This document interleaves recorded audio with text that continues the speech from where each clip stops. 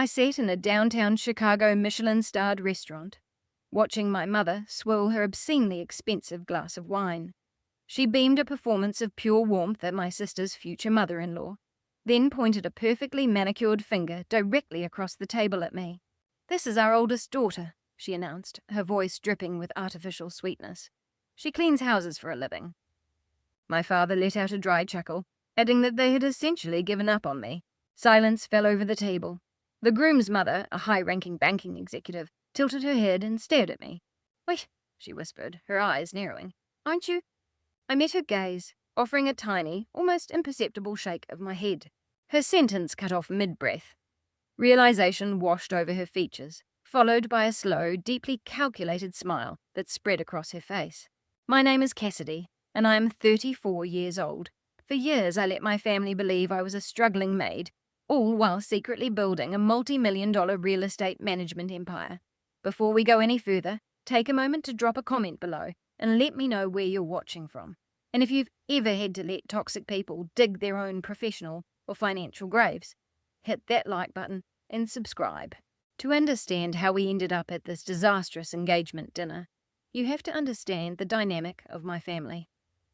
I grew up in an affluent Chicago suburb where image was everything to my parents, Richard and Brenda. They lived for country club memberships, high-interest luxury car leases, and the illusion of generational wealth. My 29-year-old sister, Madison, was molded to be their masterpiece. She was the golden child, pampered, spoiled, and entirely shielded from any consequences. I was the exact opposite. I was independent, driven, and visibly unimpressed by their superficial lifestyle. When I was 19, my parents secretly emptied my college savings account to bail Madison out of a massive credit card crisis and fund a luxury gap year in Europe. When I discovered what they had done, I confronted them. My mother simply shrugged, telling me that family sacrifices for family, and that I could easily apply for student loans. Instead of fighting a losing battle, I packed my bags, moved into a cheap studio apartment, and started a cleaning business to survive. For the next 15 years, my parents proudly told anyone who would listen that I was a college dropout who cleaned toilets for a living. They never bothered to check on me. Because of that neglect, they never discovered that my tiny cleaning service had evolved into Luminina Property Management, a premier corporation managing commercial assets and ultra-luxury estates across the country. Which brings us back to the private dining room. Madison was engaged to Terence, a brilliant and highly successful corporate attorney. He came from a family of self-made intellectuals and executives. His mother, Yvonne, was a powerful banking executive who handled commercial portfolios. She was sharp, highly intuitive, and had zero tolerance for nonsense. I liked her immediately. My parents, on the other hand, were desperately trying to overcompensate. They ordered the most expensive items on the menu, dropped the names of fictional high society friends, and bragged about Madison's supposedly successful boutique business. Madison sat next to Terence in a designer dress she absolutely couldn't afford, playing the role of the flawless, innocent bride-to-be. I had been invited purely as a prop. My mother needed me there to make Madison look superior by comparison. Throughout the appetizers, Brenda fired passive-aggressive comments about my clothes, my posture, and my lack of a husband. I simply smiled and ate my sea bass. Then the main course arrived, and my mother decided it was time to establish complete dominance. She leaned across the table, placing her hand on Yvonne's arm. "Yvonne, we are just thrilled Terence found Madison," my mother said, her voice carrying through the private room. "She's always been the ambitious one in our family, our little entrepreneur." Yvonne smiled politely, taking a sip of her sparkling water. "And what about you, Cassidy?" Yvonne asked, turning her sharp eyes toward me. "Madison mentioned you work in the service industry." Before I could speak, my mother let out an exaggerated theatrical sigh. "This is our oldest," Brenda announced to the room, her tone laced with condescension. "She cleans houses for a living. We tried to encourage her to go back to school, but some people simply lack the drive to advance." My father, Richard, laughed as he cut his steak. "We've essentially given up on her," he added cheerfully. "But hey, someone has to scrub the floors, right?" Terence looked physically uncomfortable. He shifted in his seat, his brow furrowed as he glanced between me and my parents. I could tell he was a decent man, and witnessing parents humiliate their child in public was deeply unsettling to him. But it was Yvonne's reaction that changed the trajectory of the entire evening. Yvonne froze. She slowly lowered her glass, her sharp gaze locking onto my eyes. She studied my face, then let her eyes drift to my tailored blazer. As an executive who handled multi-million-dollar commercial real estate portfolios, Yvonne had an immense network. Just the previous week, my company, Luminina Property Management, had finalized a major contract with her bank to oversee their entire commercial property chain across the Midwest. We hadn't met face-to-face during negotiations, but my photograph was prominently featured on the corporate prospectus she had personally approved. "Wait," Yvonne said, leaning forward. "Aren't you—" I met her gaze. The air in the room grew heavy. My mother looked confused, her fake smile faltering. I knew exactly what Yvonne was about to do. She was about to reveal my identity as CEO, destroying the cover I had maintained for years. I looked Yvonne straight in the eye and gave that single firm shake of my head. It was a silent, absolute command. Do not say a word. Yvonne was a master at reading a room. She saw my parents' smug faces, Madison's false innocence, and my absolute composure. She calculated the toxic family dynamic in a fraction of a second. A look of complete understanding swept over her, and a slow, brilliant smile spread across her face. She leaned back gracefully, picking up her napkin. "Aren't you the one who handles the estate maintenance for the Kensington properties?" Yvonne pivoted seamlessly, naming an incredibly wealthy family in her social circle. "I heard your work is meticulous. Every honest career deserves respect, Brenda. You should be proud she earns a living through hard work." My mother's face flushed with irritation. Yvonne defending me was definitely not in her script. "Well, yes," Brenda stammered, "but we just wish she had Madison's drive." I raised my glass slightly toward Yvonne in a silent toast. She returned it with a microscopic nod. In that fleeting second, an unspoken alliance was forged between us. The rest of dinner was a masterclass in awkward tension. Madison, desperate to reclaim the spotlight, dominated the conversation by bragging about her wedding plans, hinting that she wanted to book an exclusive venue called Vanguard Estate. She rambled about it being the most luxurious property in the state, completely unaware that Vanguard Estate was a property my corporation had acquired just 30 days prior. Terence remained quiet, his eyes darting to his mother, clearly sensing that Yvonne knew something he didn't. He looked at Madison with a new, guarded expression. The facade my family had meticulously built was starting to fracture, and I was content to sit back, enjoy my dessert, and watch them lay the groundwork for their own undoing. As the dessert plates were cleared, Madison seized the lull in conversation to launch into another monologue about her boutique.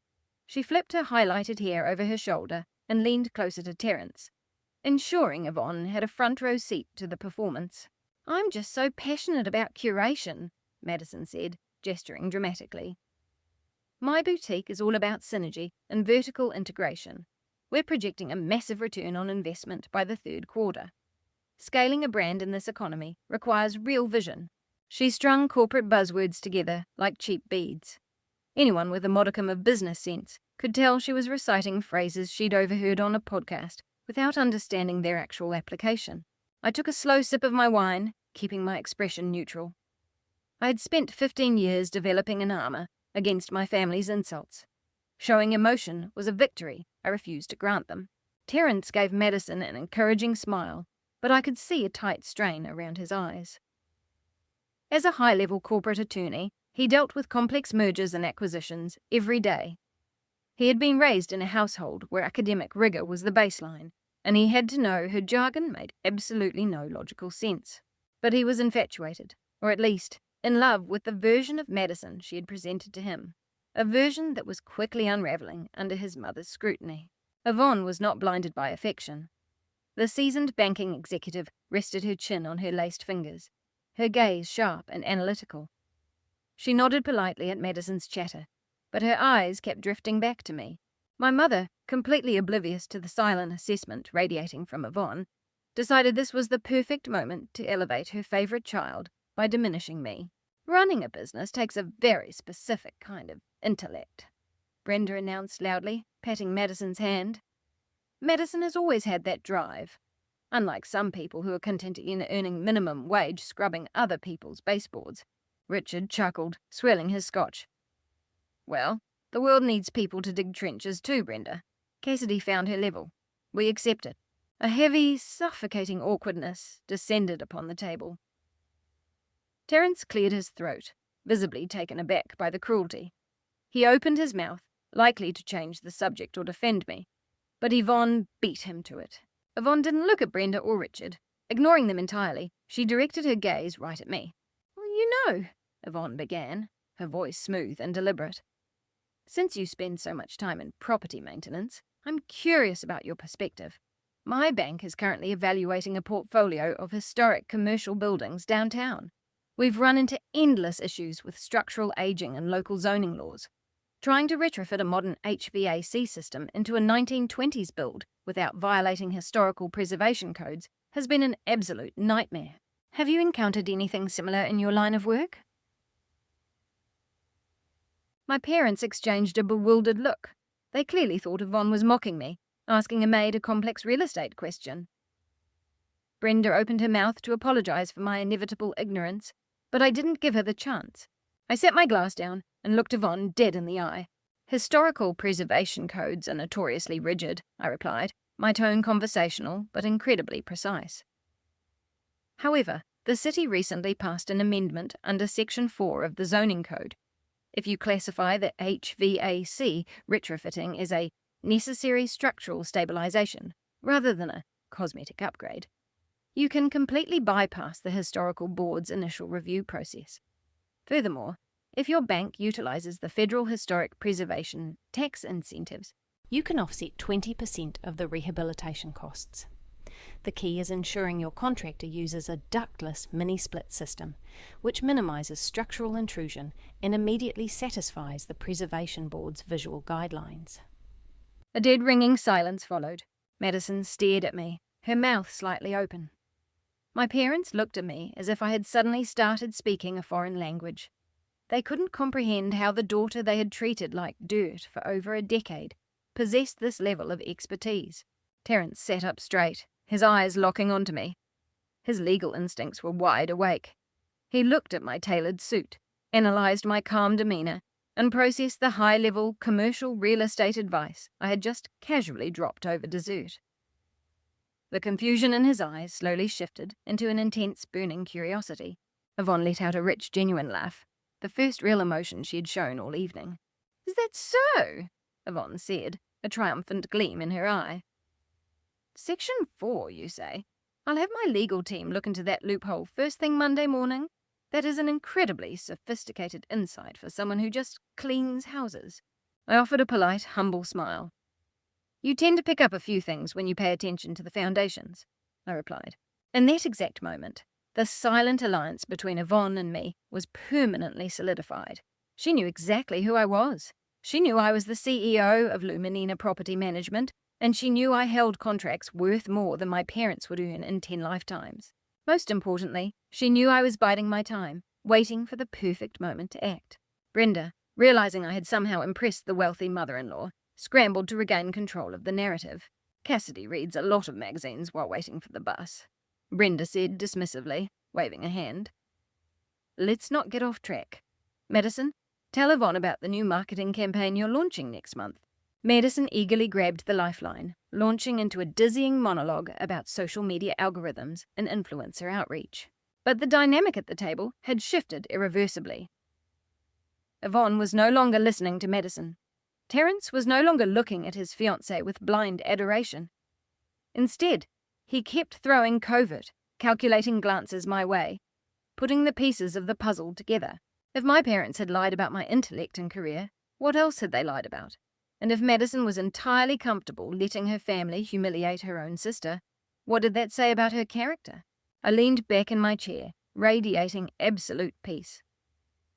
My parents thought they were using this dinner to secure a wealthy marriage for their golden child. They had no idea they had just invited a Trojan horse straight to the table.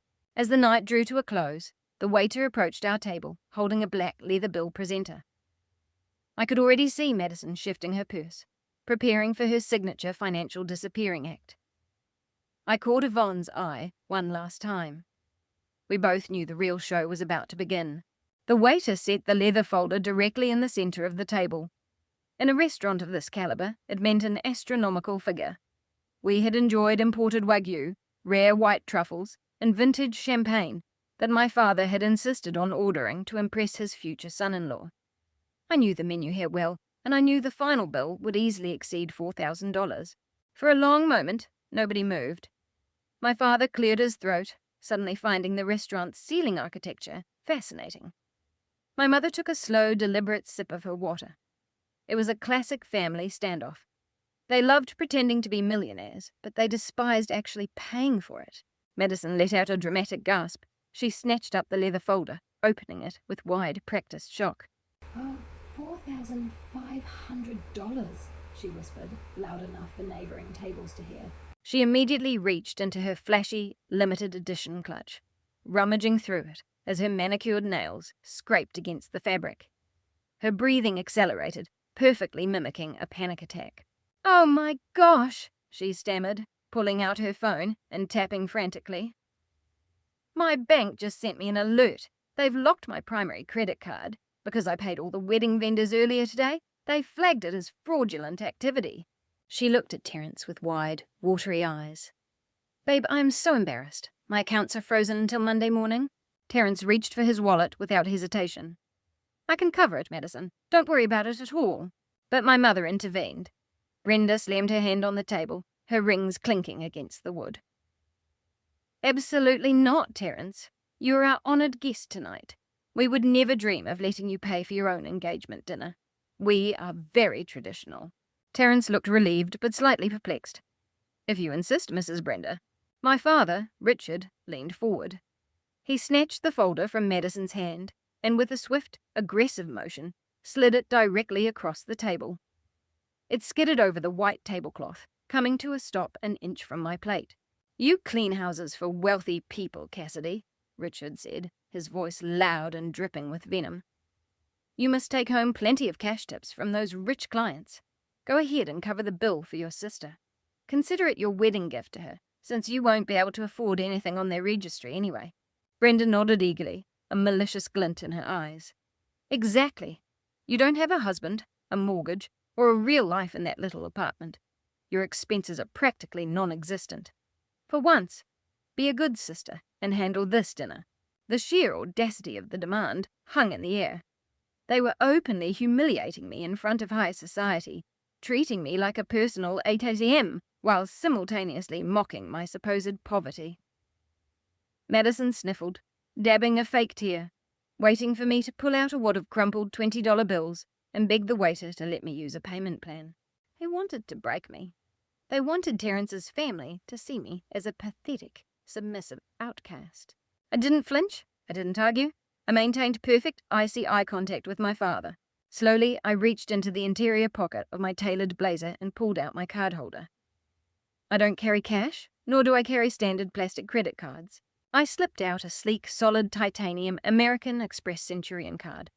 The legendary black card. It is an invitation-only card reserved exclusively for ultra-high net worth individuals who spend millions annually. It is heavy, cold, and unmistakable. I placed the card on top of the bill inside the folder. The heavy metal struck the wooden table with a sharp, solid click. Yvonne sat up instantly. Her eyes locked onto the black titanium card. As a veteran banking executive, she knew exactly what that card represented. She knew the steep initiation fees and staggering financial qualifications required just to hold it in your hand. Her gaze shifted from the card to me, and that cold smile returned to her face. She recognized power, and she was watching me wield it. Terence leaned forward, his sharp legal mind instantly focusing. He recognized the card immediately, and the confusion on his face was replaced by utter shock. He looked at the heavy titanium, then at my parents, and then straight at me. His mind was working overtime, trying to reconcile the story of a struggling maid with a woman who didn't blink at throwing down a Centurion card to cover a $4,500 dinner. My parents, entirely ignorant of high-end financial instruments, saw only a piece of black metal. "Humph," Brenda huffed, crossing her arms and rolling her eyes. I hope there's enough money on that prepaid debit card. I don't want the restaurant rejecting it and causing another scene. I signalled to our waiter, who had been standing discreetly a few paces away. He stepped forward, picked up the folder, and felt the unmistakable weight of the card. His eyes widened slightly. He bowed his head with a sudden deep respect. "Right away, ma'am," he murmured quietly, hurrying off to process the payment. I stood up from the table, smoothing the front of my blazer, and looked down at my family with cold detachment. "Dinner is taken care of," I said, keeping my voice level and commanding. "Happy engagement, Madison. I'm sure your wedding will be an unforgettable event." Terence bolted to his feet, opening his mouth to speak. "Cassidy, wait. How did you—" I didn't give him the chance to finish. Turning my back on my stunned family, I gave Yvonne a final nod of respect and walked out of the private dining room. My heels clicked rhythmically against the marble floor as I left the restaurant and stepped into the cool Chicago night air, leaving Terence to grapple with his growing suspicions and my parents completely oblivious to the empire they had just insulted. The crisp Chicago wind hit my face as I handed my ticket to the valet, washing away the tension from the restaurant. I had just set off a chain reaction that would inevitably dismantle my family's carefully maintained facade, and I felt entirely clear-headed. Before the valet could bring my car around, the heavy glass and brass doors of the restaurant swung open behind me. Madison stormed out onto the sidewalk, her designer heels clicking aggressively against the concrete. She had left Terence and our parents inside, clearly unable to let the night end without getting the last word. She wrapped her expensive shawl tightly around her shoulders, glaring at me with narrowed, angry eyes. "You think you're so clever," Madison hissed, closing the distance between us. "Throwing down a fancy metal corporate card to pay the bill? Mom and Dad might not understand how business expenses work, but I do. I know that's just a prepaid account your clients gave you to buy bleach and floor wax in bulk. You probably just blew your entire company budget just to show off in front of my future mother-in-law." I looked at my sister, marveled by her desperate need to diminish my existence. To trap a wealthy corporate attorney into marriage, she was drowning in $200,000 of hidden debt. Yet she still felt entitled to look down on me. I didn't correct her assumption about the Centurion card. If it helped her sleep at night, she could believe whatever she wanted. "Is there a reason you followed me out here, Madison?" I asked, my voice devoid of emotion. She scoffed, crossing her arms. "Yes, actually. Since you insisted on making a scene tonight, you can make it up to me by doing something useful for the wedding." I let the silence stretch. I knew whatever she was about to ask would be incredibly audacious, but even I underestimated her level of entitlement. "We've booked Vanguard Estate for the ceremony and the reception," Madison announced, lifting her chin with immense pride. She paused, clearly expecting me to gasp. Vanguard Estate was legendary in Illinois. A sprawling, historic mansion situated on 30 acres of pristine landscaping, known for its grand ballroom, crystal chandeliers, and centuries-old architecture. It was the premier venue for the ultra-wealthy, requiring a massive deposit and a multi-year waiting list. "It is extremely exclusive," Madison continued, stepping closer.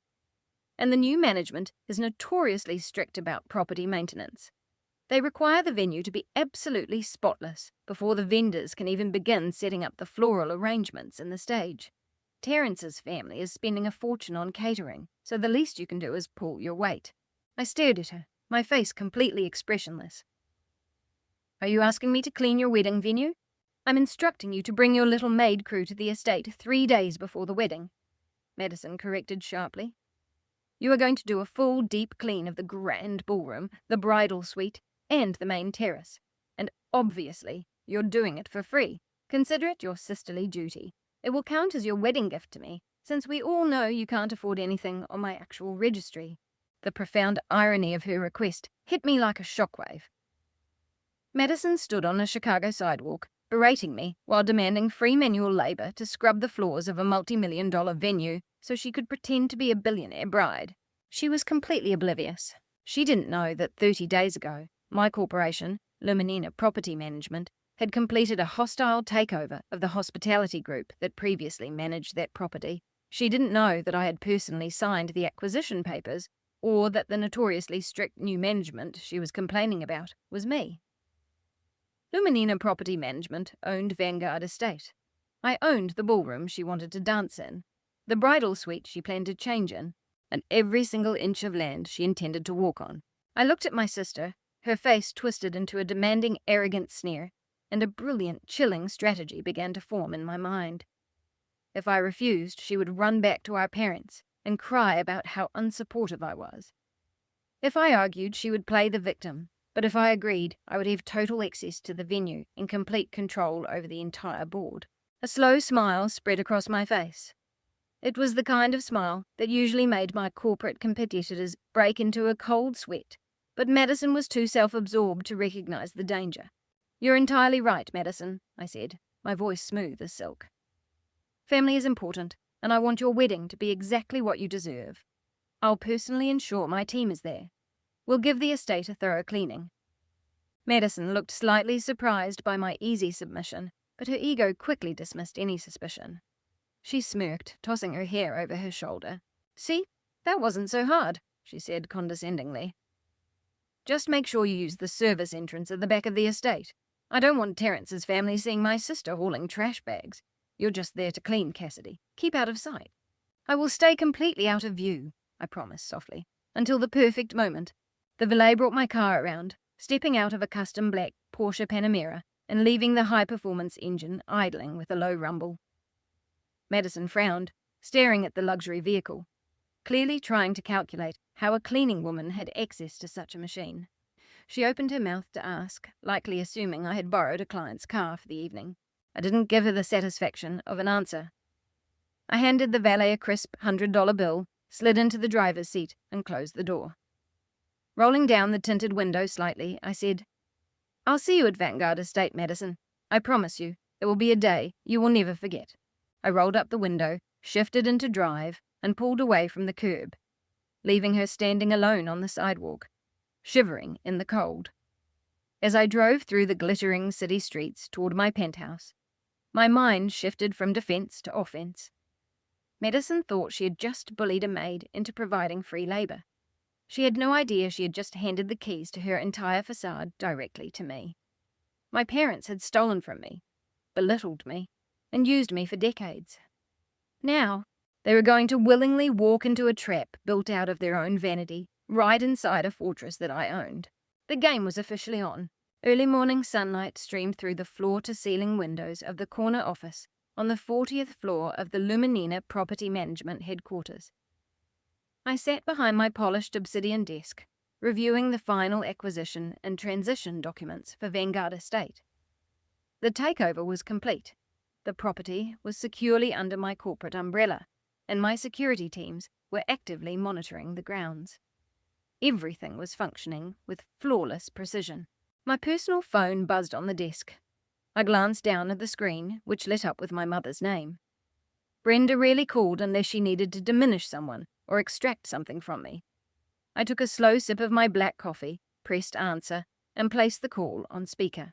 "I need your social security number, and I need you to send an electronic signature to my email immediately," Brenda commanded without so much as a greeting. I leaned back in my ergonomic leather chair, my eyes scanning a multi-million-dollar vendor contract on my monitor. "Good morning to you too, Mum. To what do I owe this urgent request for my highly sensitive personal information?" "Don't take that tone with me," Brenda snapped, the sound of rustling fabric and background chatter bleeding through the speaker. Madison found her dream wedding dress. It's a custom piece imported directly from a designer in Paris. It is absolutely stunning, and it's going to show Terrence's family exactly what caliber of woman they are marrying into. "And why does Madison's wedding dress require my signature?" I asked, my voice dangerously calm. "The boutique's financing requires a co-signer," Brenda explained, her tone dripping with intense annoyance. "Madison's assets are tied up in her business at the moment, and your father and I are moving some investments around to pay for the floral arrangements. The dress is $50,000. The financing company just needs a secondary signature to push the approval through today. Since you don't have a mortgage or any real expenses, your credit score should be clean enough to act as a guarantor." I let the absolute insanity of the request hang in the air for a moment. My mother was aggressively demanding that her supposedly broke, house-cleaning daughter co-sign a $50,000 loan just so her golden child could wear a Parisian gown for a single day. The financial delusion of my family was staggering. "I will not be signing any financing documents, Mother," I replied smoothly. "If Madison cannot afford a $50,000 dress, perhaps she should look at something within her actual budget." The line went dead silent for a fraction of a second before Brenda exploded. "You selfish, ungrateful child!" Brenda shrieked, her voice echoing through my spacious executive suite. "You owe your sister this. Ever since you dropped out of college, you've been a burden. We've had to live with the embarrassment of admitting to all our friends that our oldest daughter is a failure who scrubs toilets. This is the absolute minimum you can do to make up for the shame you've brought upon this family." I stopped reading my contract and placed my pen flat on the desk. The cold, calculating corporate executive in my mind locked into absolute focus. "I didn't drop out," I said, my voice dropping an octave, cutting through her hysterics like a razor. "I was administratively withdrawn because my tuition checks bounced." Oh, you simply couldn't handle the academic pressure, Brenda sneered, attempting to rewrite history, as she always did. Stop gaslighting me, Mother. We both know exactly what happened, I countered, leaving no room for argument. I had a partial academic scholarship. I relied on the college trust fund my grandparents legally left in my name to cover my housing, books, and remaining tuition. But when I went to the Bazaar's office during my sophomore year to clear my balance, the account was empty. I paused, letting the reality of her actions settle. "You and Richard forged my signature," I stated coldly. "You illegally bypassed the trust restrictions and withdrew $80,000 from my account. You stole my college fund to pay off the massive credit card debt Madison accumulated during her freshman year. You drained my future to buy her a luxury SUV so she wouldn't look poor in front of her sorority. You left me with an eviction notice for my dorm and a massive tuition debt I couldn't pay. That is why I was forced to clean houses. I had to scrub hazardous material off bathroom floors just to buy groceries while you paraded Madison around the country club."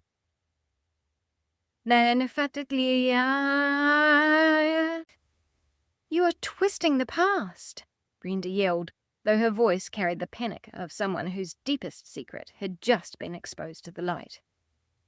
"Madison needed that car to maintain her social standing. She was networking with important people. You were studying something completely impractical. Family is supposed to sacrifice for family. We did what we had to do to protect Madison's future. And I did what I had to do to survive the future you destroyed." I shot back seamlessly. "You made your choice 15 years ago. You chose to sacrifice me to fund her delusions. You don't get to come back now and demand my credit score to pay for her wedding dress. If you do not sign this financing paperwork right now, you are officially banned from the wedding reception," Brenda threatened, using her absolute favourite weapon. "You will use the service entrance at Vanguard Estate. You will clean that ballroom, and then you will leave through the back door like the hired help you are. You will be dead to this family permanently." I looked around my immaculate executive office, my eyes resting on the legal deed to Vanguard Estate, sitting directly on my desk. "I won't be signing a thing," I said in a whisper as pure as ice. "Good luck with the dress, Mother." I tapped the screen, ending the call. I didn't cry, and I didn't shake. The emotional wounds my parents had inflicted on me had scarred over into steel long ago. I felt only a calm, absolute resolve to play this game out to its inevitable conclusion. I leaned forward and pressed the intercom button on my desk console. "Yes, boss," my chief financial officer David answered immediately. "David," I said, my eyes locked on the city skyline outside my window. "I need you to place the highest level of security freeze and hard monitoring flags on my social security number and all my personal credit profiles. Flag any hard inquiries immediately." "Are we expecting a specific threat?" David asked, his tone shifting to high alert. "My family is desperate for $50,000, and they have a history of financial forgery," I explained calmly. "If they can't force me to sign, they might be foolish enough to attempt identity theft to secure the loan." "Understood. I'll lock it down right now," David confirmed. I released the intercom button. My parents believed they were still dealing with the helpless, broken 19-year-old girl they had plundered 15 years ago. They were about to discover exactly what kind of strategist they had created. 2 days after locking down my credit profile, my encrypted corporate phone lit up with a notification. It was a text message from an unknown number, but the phrasing was precise and highly formal. "Cassidy, this is Terence. We need to speak privately. Medicine does not know I am reaching out. Name a time and a place." I smiled, resting the phone against my mahogany desk. The sharp corporate attorney had finally put the pieces together. I sent him the address of an exclusive, member-only business lounge, located in the heart of Chicago's financial district. It was a space designed for private corporate meetings, a place Madison and my parents could never simply wander into. The next morning, at exactly 10 o'clock, I arrived at the lounge. Terence was already seated in a secluded leather booth in the back corner, nursing a black espresso. He looked exhausted. The polished, confident groom I had met at the engagement dinner was entirely gone. In his place was a trained attorney whose instincts were screaming that he was being deceived. I walked toward the table, wearing a tailored charcoal suit that radiated quiet authority. Terence stood up out of ingrained politeness, though his deep eyes were heavy with fatigue and caution. I slid into the booth across from him, crossing my legs and folding my hands on the pristine marble tabletop. Terence decided to skip the pleasantries entirely. "My fiancé told me that the black card you used at the restaurant was a prepaid corporate expense card," Terence began, his voice low and tight. "She claims it was given to you by a client to purchase bulk cleaning supplies for your business." I let out a soft, amused breath, but said nothing. "As an attorney who handles mergers and acquisitions for high-net-worth clients," Terence continued, leaning forward, "I know exactly what an American Express Centurion card is. I know the spending thresholds. I know the initiation fees. You don't get one of those by scrubbing baseboards, Cassidy." I maintained a completely neutral expression. "You're very observant, Terence." Terence ran a hand over his face, frustration bleeding through his professional veneer. "Your parents treat you with absolute disdain. Madison talks about you like you're a stray dog she tolerates. They openly humiliated you in front of strangers. Yet you sat there completely unfazed, offering my mother real estate loopholes that seasoned tax attorneys charge thousands of dollars an hour to uncover. The narrative your family fed me doesn't align with the reality. It doesn't make sense." I watched him carefully, seeing the genuine conflict in his eyes. Terence was a man of honor. He came from a family that valued education, integrity, and hard work. He had earned his success, and he had naturally assumed Madison shared those same core values. He was slowly realizing that he was about to legally bind himself to a family of career grifters. "What exactly are you asking me, Terence?" I asked, my tone gentle but firm. He looked me dead in the eye. "I'm asking you who you really are, because if Madison is lying to me about her own sister, I need to know what else she's hiding before I sign a marriage certificate." Before I could answer, the heavy oak doors of the lounge swung open. The ambient noise of the room seemed to quiet down. Yvonne walked in. Terence's mother looked absolutely striking in a slate-grey professional suit, carrying a designer leather briefcase that radiated an undeniable authority. Her sharp gaze swept the room, locking onto our secluded booth, and she marched directly toward us. Terence blinked in shock as he watched his mother approach the table. "Mom?" he asked, standing slightly. "What are you doing here?" Yvonne signaled for him to sit with an elegant wave of her hand. She slid into the seat next to me, motioned to the waiter for an espresso, and turned her piercing gaze onto her son. "I am here, Terence, because it is time you understand exactly what kind of family you are marrying into," Yvonne stated, her voice smooth but unyielding.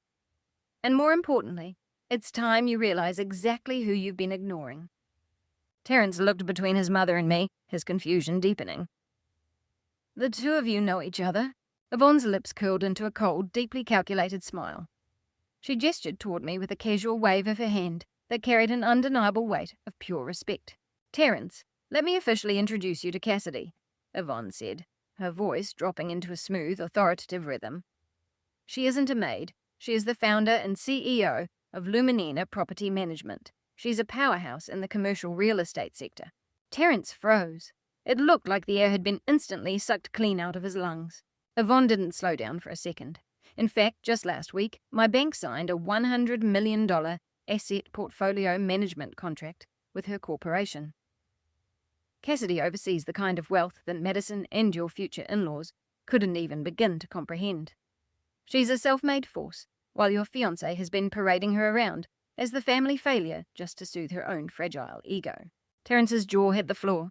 He looked back and forth between his mother and me, the sheer magnitude of the revelation hitting him like a tidal wave.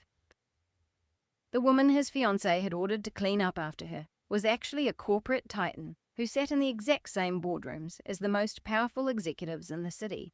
"Madison told me you dropped out of college," Terrence stammered, his analytical legal mind visibly struggling to process the staggering scale of the deception. "She said you were drowning in debt." I offered a thin, tight smile, my expression hardening. "Madison is highly skilled at projecting her own insecurities onto other people," I replied smoothly. "I didn't drop out. Our parents emptied my college trust fund to pay off the massive debt Madison accumulated from her retail addictions. They threw me out onto the street, and I built an empire out of the dirt they left me with." Terrence collapsed back into the leather booth, looking physically sickened. The chilling implications of the lie settled heavily in his chest.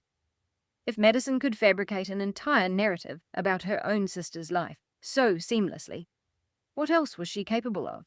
Yvonne reached across the table, placing a steady, reassuring hand on her son's arm. "I saw how that family treated her at dinner," Yvonne said softly, "and I've seen the way Madison looks at your bank accounts. You're a brilliant man, Terrence. It's time to open your eyes and see the trap you're walking into." Terrence locked his eyes onto mine, a cold, sharp anger beginning to burn through his initial shock. "What else is she hiding, Cassidy?" he demanded, his voice tight with rising intensity. I picked up my cup and took a slow, deliberate sip of coffee. I think it's time you run a comprehensive financial background check on your future bride, Terrence, because I promise you, you aren't going to like what you find. Terrence sat completely motionless, the leather of the booth creaking softly as he leaned his weight forward onto the marble table. The words hung in the air between us, heavy and razor-sharp. The absolute certainty in my voice left no room for interpretation. He looked over at his mother. Yvonne simply took a slow sip of her espresso and gave him a firm, validating nod. The illusion Terrence had been living in shattered completely. He was a brilliant corporate attorney, a man whose entire career was built on identifying fraud, assessing risk, and protecting clients from toxic investments. Yet, he had allowed a superficial woman with a convincing smile to completely blind him to the massive red flags waving right in front of his face. The sheer humiliation of that realization washed over him, hardening his features into a mask of pure, professional calculation. "I still can't process the scale of this," Terrence said, his voice dropping to a harsh whisper. "Madison told me you lived in low-income housing. She told me you cleaned biohazards and hoarder houses because you didn't have any other marketable skills. She spun this entire heartbreaking story about how devastating it was to watch her older sister fail so miserably." Yvonne set her cup down, the porcelain clicking sharply against the saucer. "She spun that story to elevate herself, Terrence. It's a classic diversion tactic. If everyone is busy looking at the supposed failure in the room, no one looks at the actual fraud. Cassidy doesn't clean properties. She acquires them, revamps them, and controls them." Yvonne leaned in, using the commanding tone of a high-level banking executive. "You need to understand the weight of the woman sitting across from you. When my bank put out a bid for a firm to manage our commercial real estate portfolio, we received proposals from the largest global firms in the country. Cassidy absolutely crushed her competition. Her company, Luminina Property Management, presented a strategic infrastructure plan that saved us 20% in projected operating costs. We didn't hand her a $100 million contract out of charity. We handed it to her because she is a cold, brilliant operator." Terrence stared at me, the final pieces of the puzzle clicking into place. He looked at my impeccably tailored suit, my poised demeanor, and the absolute lack of fear I showed in front of his mother's immense power. Everything made sense now, and it was profoundly alarming. "So, you sat there at that restaurant," Terrence muttered, running a hand over his jaw. "You sat there and listened to your father tell me they had given up on you. You let them slide a $4,500 bill to you like you were their personal servant. Why didn't you say anything? Why didn't you just crush them right there?" "Because a premature exposure is sloppy," I answered, my voice calm and measured. If I had thrown my net worth in their faces at that table, they would have instantly played the victims. My mother would have cried. My father would have accused me of hoarding wealth while the family struggled. Madison would have twisted the narrative to make me look like a cruel, arrogant tyrant. I spent 15 years building my empire in the shadows, Terence. I didn't survive their abuse just to have a petty outburst over a steak dinner. When I dismantle their facade, it will be so absolute that they will never recover. Terence leaned back, a profound look of respect replacing his earlier confusion. The lovesick Groom was entirely gone now. The sharp, predatory corporate attorney had fully awakened. The pieces are starting to connect, Terence said, his eyes narrowing as he analysed recent events. They've been pushing for an incredibly lavish wedding, rushing to book the most expensive venues and caterers. Madison insisted we merge our finances early to streamline the wedding payments, claiming her boutique's capital was tied up in overseas inventory. Just last week, she asked me to wire $30,000 to a vendor because her business account was undergoing a routine audit. Yvonne let out a sharp, humourless laugh. An audit? That is the oldest lie in the scammer's playbook. I told you, Terence, I didn't survive 30 years in commercial banking by missing bad investments. Madison is a walking liability. Her parents are co-conspirators. They saw your wealth, your status, and our family name, and they locked onto you like wolves. Terence ground his teeth. He looked physically ill, but beneath the disgust was a cold, simmering rage. He had been played, and a man of his intelligence was not going to take being used as a financial stepping stone lightly. He opened his briefcase, pulled out a legal notepad, and clicked his expensive pen. "I owe you a massive apology, Cassidy," Terence said, his pen hovering over the paper.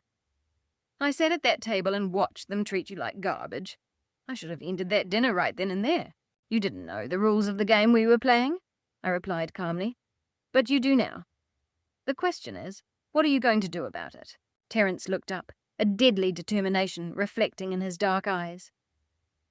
"I'm going to do exactly what you suggested. I'm going to use every asset at my disposal to rip open her financial history. I want every tax record, every credit report, and every LLC filing associated with her name. I'm going to trace every single dollar she claims to have invested in that imaginary boutique." He wrote Madison's full legal name on the notepad, underlining it with aggressive force. "If she's hiding debt, I will find it," Terence promised, his voice devoid of warmth. "If she's using my money to fund her personal failures, I'll document every single wire transfer. I am going to build an airtight case against my own fiancé." Yvonne smiled approvingly, picking up her designer leather briefcase. "That's my boy. Gather your evidence, Terence. Keep her completely unaware. Do not change your behaviour. Let her believe her hook is still buried deep. We only strike when we have absolute leverage." Yvonne turned her sharp gaze to me, her expression conveying a deep mutual respect. "It is an absolute pleasure doing business with you, Cassidy. I have a feeling the next few weeks are going to be incredibly entertaining." "The pleasure is mine, Yvonne," I replied, offering a polite nod. Terence stood up, sliding the legal notepad back into his briefcase. He threw one final look in my direction, the alliance between us permanently solidified. "I'll call you the second I have the financial reports," Terence said. "Thank you for waking me up, Cassidy." I watched him walk out of the private lounge, his posture rigid with righteous indignation. The trap was officially set. My sister thought she had just punched her golden ticket to a life of endless luxury. She thought she could use her wealthy husband to fund her delusions, while keeping her brilliant, successful sister locked in the basement of their family narrative. She was about to find out that the man she was trying to scam was teaming up with the exact sister she loved to humiliate. I signaled the waiter for the check, dropped a crisp $100 bill on the polished marble table, and walked out into the bustling Chicago morning. My empire was finally stepping out of the shadows, and my family had absolutely no idea the impact that was coming. Terence walked into the towering glass and steel skyscraper hosting his firm, his mind operating with the deadly precision of a guided missile. He gave a brief nod to his assistant, stepped into his corner office, and locked the heavy oak door firmly behind him. He threw his briefcase onto the desk, ripped off his suit jacket, and rolled up his sleeves. The loving, supportive Groom was completely gone. Sitting behind that desk was a ruthless litigator preparing to dissect a hostile entity. He booted up his dual monitors and bypassed standard public search engines, logging directly into his firm's premium, restricted access legal and financial databases used for corporate espionage and risk assessment. He typed Madison's full legal name, her date of birth, and her current address into the search bar. He hit enter, leaning back as the digital curtain pulled back on the woman he was supposed to marry. The results generated instantly, flashing across his screen in a relentless wave of red flags. Terence started with the business. For the last 2 years, Madison had been boasting about her luxury lifestyle brand, claiming it was expanding across the Midwest. Terence pulled up the Illinois Secretary of State Business Registry and searched for her LLC. The status of the company flashed on the screen in glaring capital letters, involuntarily dissolved. He dug deeper, pulling up public court filings associated with the business name. Madison wasn't running a successful boutique. She had been evicted from her commercial retail space a full 12 months ago for non-payment of rent. There was an active default judgment against her for $40,000 in back rent and damages. The state had placed tax liens on the business for unpaid sales tax. The company she had just spent 20 minutes bragging about to his mother, claiming it was projecting massive third-quarter returns, had been legally dead for a year. Terence felt a cold knot form in his stomach, but he didn't stop. He switched tabs, moving from her business failures to her personal financial footprint. Using a property management background check portal he had access to, he executed a soft inquiry on her credit history. The personal debt profile was staggering. This wasn't just poor financial management. This was a catastrophic, high-speed collision between vanity and delusion. Madison was drowning in exactly $214,000 of unsecured high-interest debt. Terence scrolled through the itemized list, his jaw tight. There were 3 maxed-out platinum credit cards. There were multiple personal loans from subprime lenders carrying incredibly toxic interest rates. She was currently in collections for outstanding balances with a luxury cosmetic dermatologist, a high-end vehicle leasing company, and a premier country club. She had been maintaining her millionaire lifestyle on predatory credit, using borrowed money to purchase designer clothes, expensive dinners, and the illusion of success. The reality hit Terence like a freight train. He wasn't her partner. He was her bailout package. He opened his personal banking app on his encrypted phone, his fingers moving mechanically. He navigated to the joint checking account he had recently opened with Madison to manage the upcoming wedding expenses. He reviewed the transaction history for the past 45 days. The $30,000 Madison had asked him to deposit last week, claiming she needed to secure a deposit for a prominent European floral designer, whose corporate account was supposedly being audited. Terence traced the routing number on that outward wire transfer. The money hadn't gone to a florist in Paris. It had been wired directly to a high-risk collection agency in Delaware to clear one of her defaulted personal loans. He scrolled down further. A $15,000 sum meant for custom wedding invitations, and a luxury catering deposit had been wired directly into a joint checking account belonging to Richard and Brenda. Madison was actively draining his wealth to pay off her hidden debts and fund her parents' fraudulent lifestyle. Her entire family was completely broke, and they were using his hard-earned money to keep their heads above water. Terence stared at the monitor, the scale of the betrayal burning in his chest. He came from a family of proud, self-made African-American intellectuals who had fought for every single ounce of their wealth and status. His mother had broken glass ceilings in commercial banking. He worked 80 hours a week to secure his partnership at the firm, and this family of arrogant, shallow grifters thought they could use him as their personal bank while treating his brilliant, self-made future sister-in-law like common trash. He picked up his phone and dialed my private number. Across the city in my executive suite, I sat back, answering on the second ring. "The boutique has been dead for a year," Terence said, his voice coming through the line like a low, dangerous rumble. "She's over $200,000 in debt. She's siphoning the wedding funds to pay off collection agencies and funneling cash directly to your parents." I leaned back in my leather chair, gazing out at the Chicago skyline. "You verified the wire transfers?" Every single one of them, Terence confirmed, his tone stripped of any remaining affection. My mother was right. You were right. The entire marriage is a financial rescue operation. They found a mark with a heavy bank account and a good name, and they locked their teeth in. What's your next move, Terence? I asked quietly. I heard the sound of his laptop closing, a sharp, clean snap coming through the line. If I call off the wedding right now, she plays the victim. She goes to her social circle crying that I got cold feet, and your parents sweep their crimes under the rug and look for the next target. I'm not letting them walk away with their dignity intact. I want them in their expensive suits. I want them to invite every single high society contact they possess. And then I am going to drop the gavel in front of everyone. I smiled. A genuine, deep sense of respect washed over me. Then we stay the course. You play the loving groom. I'll keep playing the invisible cleaner. Let them lower their guard. Let them feel invincible. I'll see you on the battlefield, Cassidy, Terence said, his voice as hard as iron. He hung up. Later that evening, Terence walked into the luxury condo he shared with Madison. She was sitting on the velvet sofa, sipping an imported wine, scrolling through digital fabric swatches for bridesmaid dresses on her phone. She looked up, flashing him a brilliant, radiant smile, playing the role of the loving, innocent fiancé to absolute perfection. "How was your day at the firm, babe?" Madison asked, setting her glass down and walking over to wrap her arms around his neck. Terence looked down at the woman who had stolen his money, lied about her entire existence, and conspired with her parents to treat her own sister like a peasant. He didn't flinch. He didn't push her away. He simply wrapped his arms around her waist and gave her a warm, flawless smile. "Incredibly productive," Terence replied smoothly, pressing a kiss to her forehead.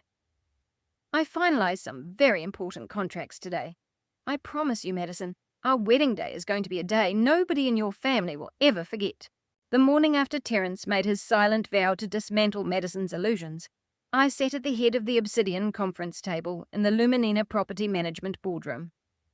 We were finalizing the operational transition details for our newly acquired assets, with a specific focus on the security protocols at Vanguard Estate.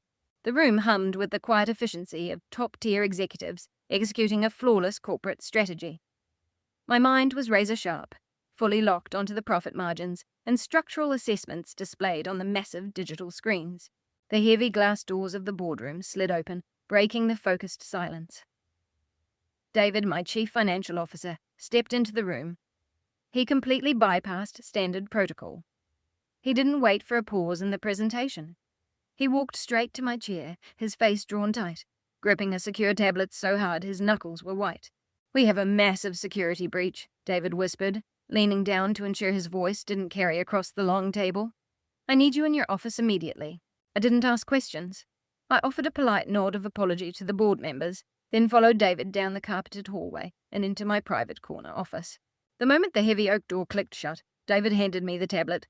His expression was a mix of absolute professional fury and deep personal concern. "The high-level security freeze you requested on your personal financial file triggered a retrospective scan of your credit history," David explained, pacing in front of my desk. The system flagged a catastrophic anomaly. A massive derogatory delinquency was reported to the credit bureaus just this morning. I looked down at the illuminated screen. An $80,000 personal signature loan had just entered default status, and it was tied directly to my social security number. I stared at the financial breakdown, my eyes tracing the exorbitant interest rates and past due penalties. I hadn't applied for a personal loan in over a decade. Every single asset I owned was shielded behind corporate holding companies or ironclad blind trusts. My personal credit profile was completely isolated from my commercial empire. "Pull up the original documentation," I commanded, my voice dropping into a dangerous flat calm. "Find out exactly where this originated and who authorized the release of the funds." David tapped on the screen, bypassing encrypted firewalls to pull the raw digital paperwork from the lending institution. It was a high-risk predatory loan that had been approved 6 months ago, long before I had initiated the lockdown with my security teams. I scrutinized the digital signature on the loan agreement. It was a meticulous, highly skilled forgery of my handwriting, but amateur criminals always leave a digital footprint, and the people who committed this fraud were breathtakingly arrogant. David pointed to the originating IP address of the bank records and the routing number where the $80,000 had been deposited. The IP address mapped directly to a residential suburb of Chicago, specifically my parents' house. The routing number belonged to a joint checking account owned by Richard and Brenda.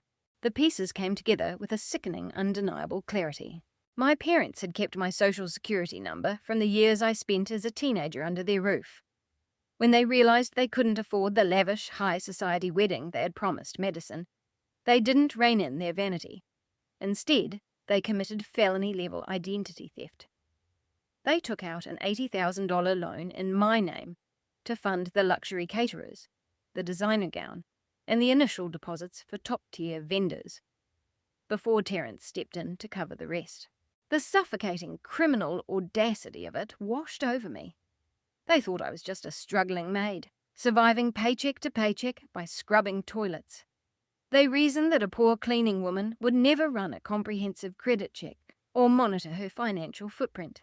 And if I somehow discovered the defaulted loan years down the road, they assumed I would be too poor and uneducated to afford the legal representation required to fight it in federal court. They were willing to burn my financial future to ash, trapping me in insurmountable debt, just so their favourite golden child could wear Parisian silk for a single afternoon.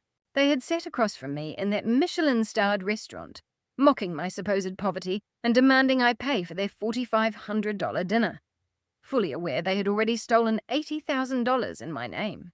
This was no longer just a case of a toxic family dynamic.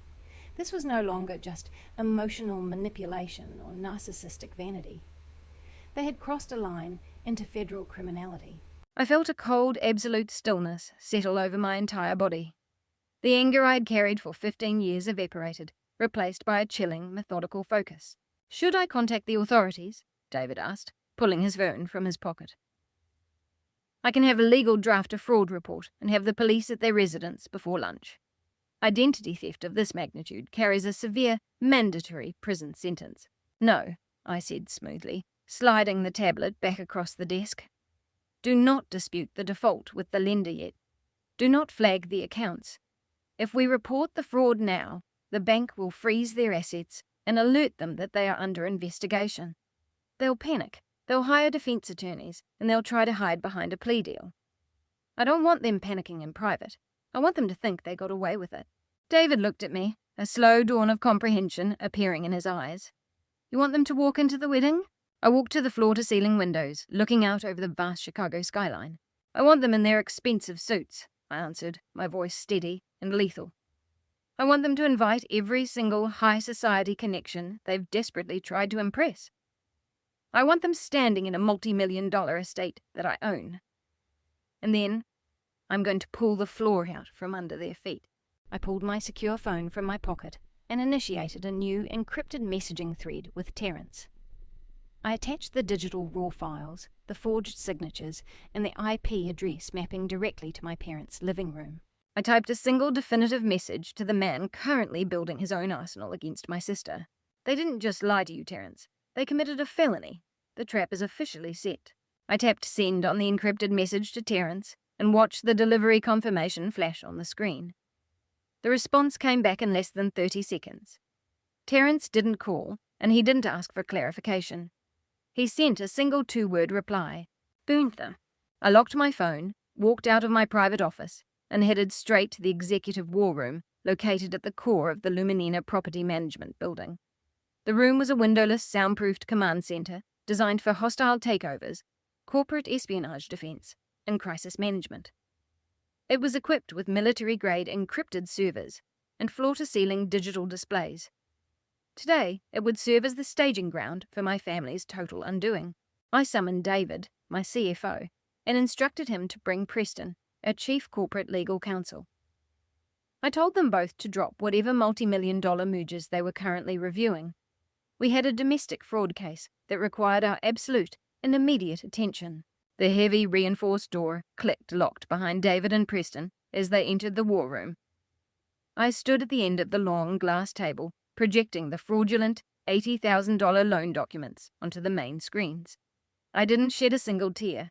I didn't look for sympathy, and I didn't offer an emotional explanation. I operated with the cold detachment of a surgeon preparing to excise a terminal tumour. "My parents stole my social security number to finance a wedding," I stated. my voice echoing coldly in the sterile room. They committed federal identity theft. I want every single digital fingerprint they left behind completely excavated and documented within the hour. Preston, a sharp, ruthless litigator who had dismantled rival corporations for me in the past, didn't even blink. He opened his laptop, immediately deploying our cybersecurity analysts. The initial signature for that predatory loan had been authorized online. Using backdoor legal software, our team subpoenaed the precise digital footprint of the loan's inception. In under 20 minutes, the data populated on the main screens. Our analysts traced the originating IP address directly to the router registered at my parents' suburban address. They went a step further, pinpointing the specific MAC address of the device used. It was Richard's desktop computer. The same computer my father used to manage his superficial country club membership and complain about taxes had been used to commit a federal felony against his own daughter. Next, I turned our focus to the physical documents that had been forged and scanned into the bank. Preston brought a forensic handwriting expert into the war room via a secure video link. We pulled public records of my mother's signature from various charity committee applications and country club sign-up sheets. Within minutes, the expert confirmed that the loops and pressure points on the fraudulent loan application perfectly matched Brenda's distinct, overly ornate cursive. She hadn't even bothered to hide her handwriting properly. She was blinded by her own arrogance, so entirely certain that I was a helpless, uneducated maid that she assumed no one would ever look at the paperwork. But we needed the final nail in the coffin. A purely digital trail wouldn't be enough for the spectacle I was planning. The terms of the loan required a physical notarization of a secondary identification document at a local branch of the lending company. Using Preston's extensive legal leverage and a swiftly issued preservation order, we obtained the high-definition security footage from the bank lobby on the exact day and time the loan was finalized. I stood with my arms crossed, watching the crystal-clear video play across the war room monitors. There they were. Richard and Brenda walked into the bank, wearing their typical coordinated country club attire, looking completely relaxed and unbothered. Brenda handed a manila folder to the loan officer. As she laid the contents out on the desk, the high-definition camera caught the imagery perfectly.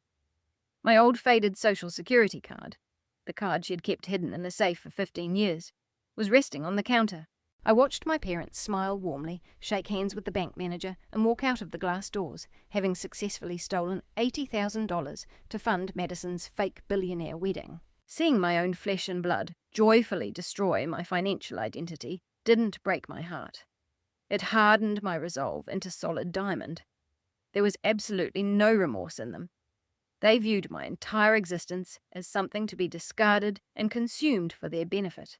Preston compiled the IP logs, the forensic handwriting analysis, the bank transaction history, and the high-definition security footage into a single, devastating legal binder.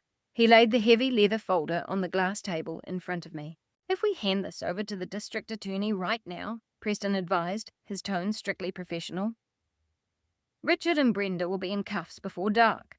The case is ironclad. They're looking at mandatory minimum prison sentences for identity theft and wire fraud." I placed my hand flat on the leather binder. "I am not handing this to the police today, Preston. If they are quietly arrested at their home, they will hire defense attorneys, cut a private deal, and lie to their high society friends. They will spin a story making themselves look like the victims of a misunderstanding. I refuse to give them that luxury." David looked at me, a cold smile touching his lips. "You want maximum casualties." "I want a public execution," I corrected quietly. "I want them to lose everything in front of the exact people they committed a felony to impress. Lock this binder in the corporate vault until I give the word." I left the war room and walked back to my office, the adrenaline of the hunt pumping through my veins. The arsenal was fully assembled, the evidence was irrefutable. I pulled out my secure phone and initiated a 3-way encrypted call with Terence and his mother, Yvonne. The time for intelligence gathering was over. It was time to coordinate our final strike and lay a flawless trap that my family wouldn't realize they were standing in until the ground disappeared. Immediately after ending my meeting with the Luminina team, I dropped the coordinates of a secure location to Terence and Yvonne. An hour later, the three of us sat inside the private, soundproofed library of my downtown Chicago penthouse. The heavy mahogany door was firmly locked, and the glittering expanse of the city skyline shimmered faintly through the rain-streaked glass. Terence paced across the Persian rug like a caged panther.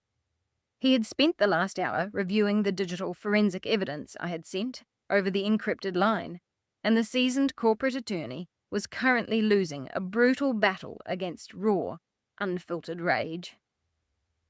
Yvonne sat perfectly poised on the tufted velvet sofa, slowly swirling a glass of neat bourbon, though a deadly protective intensity burned in her deep eyes. "This is entirely psychopathic behavior," Terence said, his voice dropping into a harsh, vibrating register as he turned to face me. "My fiancé is a pathological fraud who is drowning in $250,000 of toxic debt, and your parents just committed a felony identity theft to fund a wedding reception. I'm calling my firm right now. I'm terminating all the vendor contracts. I'm sending a mass email to my entire guest list stating the wedding is permanently cancelled due to criminal fraud. And then I'm calling the Chicago Police Department to have Richard and Brenda arrested in their sleep." He reached aggressively for his phone, his thumb hovering over his contacts. I stood up from my leather armchair and stepped directly into his path. "Don't make that call, Terence," I said, keeping my tone absolutely level. He stared at me, his jaw clamped so tight I could see the muscles in his cheek twitching. "Cassidy, they stole $80,000 using your social security number, and they are actively bleeding my checking account dry. I am not standing at an altar with a woman who views me as a glorified ATM. This ends tonight. If you cancel the wedding tonight, they win," I explained patiently, holding his furious gaze without flinching. Terence frowned, lowering his phone slightly. "How do they win if they go to federal prison?" "Because they won't go to prison if you detonate this privately," I answered, outlining the cold reality of the justice system for the wealthy. "If you cancel the wedding via a mass email, Madison will immediately launch a massive PR campaign on social media, painting herself as the heartbroken, abandoned bride. Richard and Brenda will play the role of the fiercely protective, devastated parents. They will hire aggressive defense attorneys, claim the loan was a misunderstanding or a clerical error, and use their country club connections to get the district attorney to offer a quiet, slap-on-the-wrist plea deal. They will maintain their wealthy facade, and you will look like a cruel, arrogant lawyer who dumped a poor girl at the altar." Yvonne took a slow sip of her bourbon, nodding in absolute agreement. "Cassidy is entirely right, Terence. In the world of high finance and high society, perception is everything. If you cancel this quietly, they control the narrative. They will brand you as a coward who couldn't handle commitment, and they will brand Cassidy as a jealous, bitter sister who poisoned your mind with fabricated documents." Terence looked between me and his mother. The initial burst of explosive anger was slowly giving way to cold, calculating legal logic. "What is the alternative, then?" he asked, his voice levelling out into a dangerous purr. "We give them exactly what they want," I said, a dark smile touching the corners of my lips. "We give them the most lavish, expensive, high-profile wedding reception this city has seen all year. We let them invite every wealthy connection they are desperately trying to network with. We let them stand in the grand ballroom of Vanguard Estate, drinking vintage champagne. We let them build a pedestal so incredibly high that the inevitable fall will shatter them into absolute dust." Terence crossed his arms, leaning against the mahogany bookshelf. He was following the strategy perfectly. "What about the marriage license? I am not legally binding myself to a scam. You simply forget your passport and birth certificate the morning of the ceremony," Yvonne smoothly suggested, showcasing the cold pragmatism that made her a legend in banking. "Tell the officiant that since the county clerk's signature is missing, you will sign the legal paperwork on Monday morning. The entire ceremony will be purely performative, zero legal validity." "We let them into the reception," I continued, laying out the final architecture of the trap. "We let Madison give her toast. We let her thank her parents for their incredible wealth and generosity. And then, Terence, you take the microphone. You present your financial findings to the room, and I will step out of the shadows with my evidence." Terence let out a low breath of disbelief. finally grasping the sheer scale of the psychological warfare we were deploying. He looked down at the documents scattered across my coffee table, then back up at me. They will be trapped in a room with 300 of the most influential people in Chicago, including my entire family and legal partners, with absolutely nowhere to run. Exactly, I said. We are essentially locking the doors and handing them the matches to light their own pyre. They wanted to play billionaire socialites at my expense. I'm going to make sure their final performance is unforgettable. Yvonne raised her bourbon glass, a predatory gleam of approval in her eyes. To the wedding of the season, she toasted, her voice smooth and chillingly cold. Terence picked up a crystal tumbler from the side table. Any trace of hesitation gone from his posture. He clinked his glass against his mother's, then turned his deep, resolute gaze toward me. To the wedding of the season, he echoed. I didn't have a glass, but I smiled, knowing the board was perfectly set. My family was going to walk down the aisle straight into a financial and legal slaughterhouse, completely blind to the executioner waiting at the altar. The evening before the wedding, a torrential downpour washed the streets of Chicago clean. I stood in the kitchen of my penthouse, pouring a glass of sparkling water, enjoying the absolute serenity of a perfectly set trap. The legal documents were locked in my corporate safe. The security team at Vanguard Estate had been briefed and primed. Tomorrow was going to be a masterpiece of controlled demolition. The crisp chime of the private elevator security panel interrupted the silence. I glanced at the monitor embedded in the marble wall. Brenda was standing in the lobby downstairs, aggressively stabbing her manicured finger against the intercom button. I approved her entry, genuinely amused by the sheer level of arrogance she was bringing to the eve of her final performance. A minute later, the heavy metal doors of my private elevator opened directly into my foyer. Brenda stepped inside, shaking the rain off her expensive trench coat. She didn't even bother with a greeting. Her eyes darted around the multi-million-dollar expanse of penthouse, taking in the panoramic views of the city skyline, the custom-imported Italian furniture, and the vaulted ceilings. Instead of recognizing the massive wealth required to occupy such a space, her brain immediately fabricated a narrative that fit her delusions. You hit the absolute jackpot of finding a sublet like this, Brenda said, kicking off her wet shoes as her voice echoed through the massive space. The real owner must be desperately hurting for a house sitter to keep the dust off the place.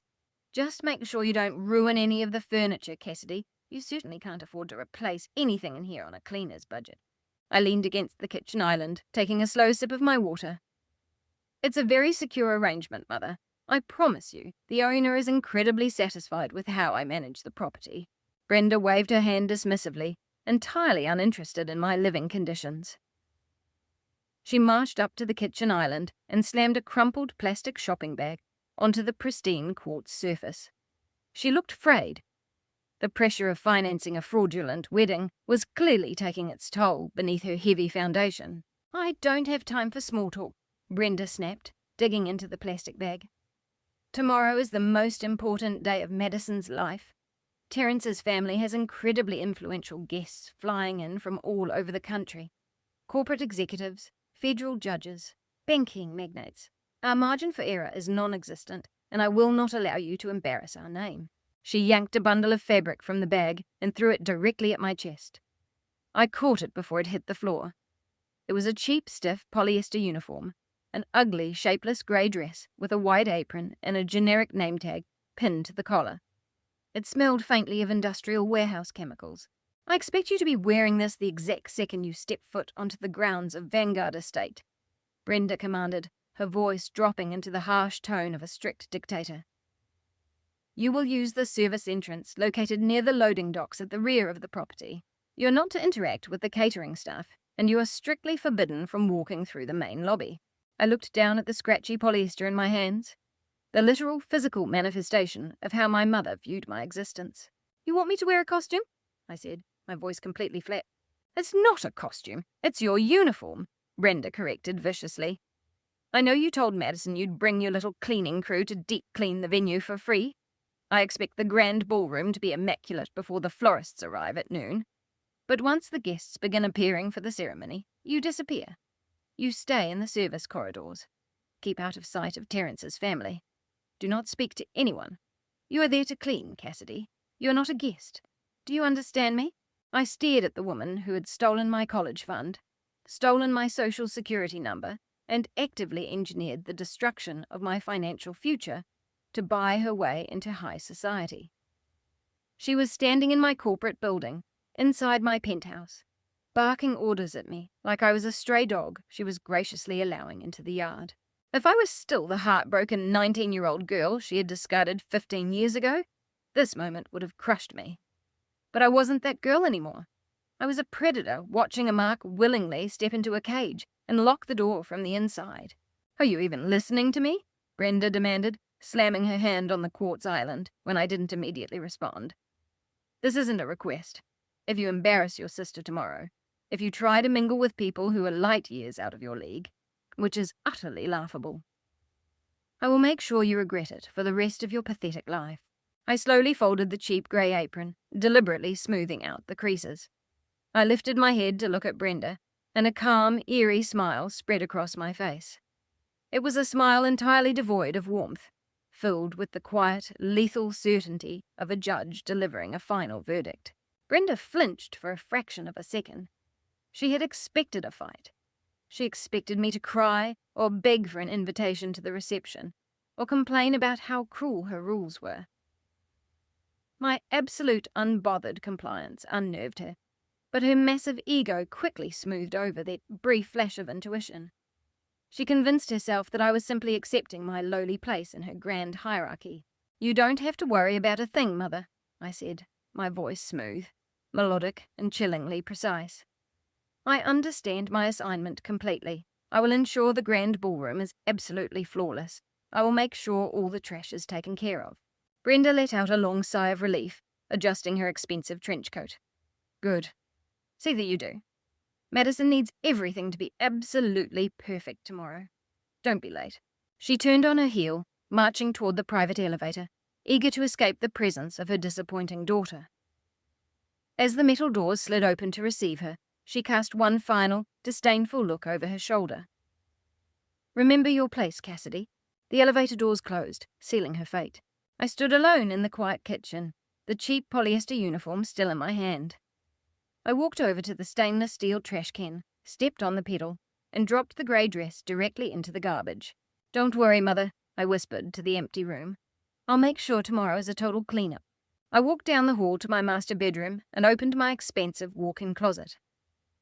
Hanging in the centre of the illuminated display was a flawlessly pressed custom midnight blue Tom Ford suit.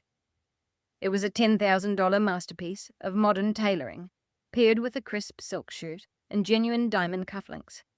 It was the exact antithesis of a maid's uniform. It was the armour of a conqueror. I turned off the closet light and went to bed, sleeping more soundly than I had in weeks.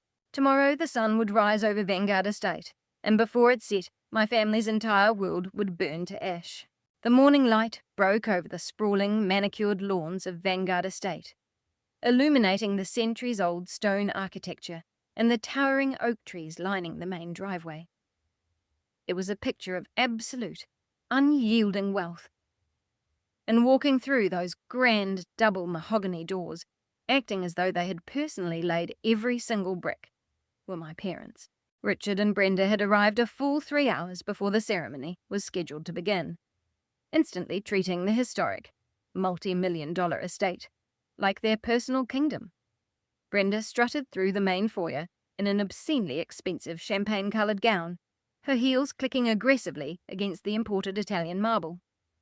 She ran a critical finger along a gold-leaf console table, scoffing loudly to ensure the nearby event coordinators heard her disapproval of imaginary dust. Madison made her grand entrance, gliding down the sweeping, curved staircase in her custom Parisian haute couture gown. The dress, financed entirely by an $80,000 fraudulent loan taken out in my name, trailed heavily against the pristine steps.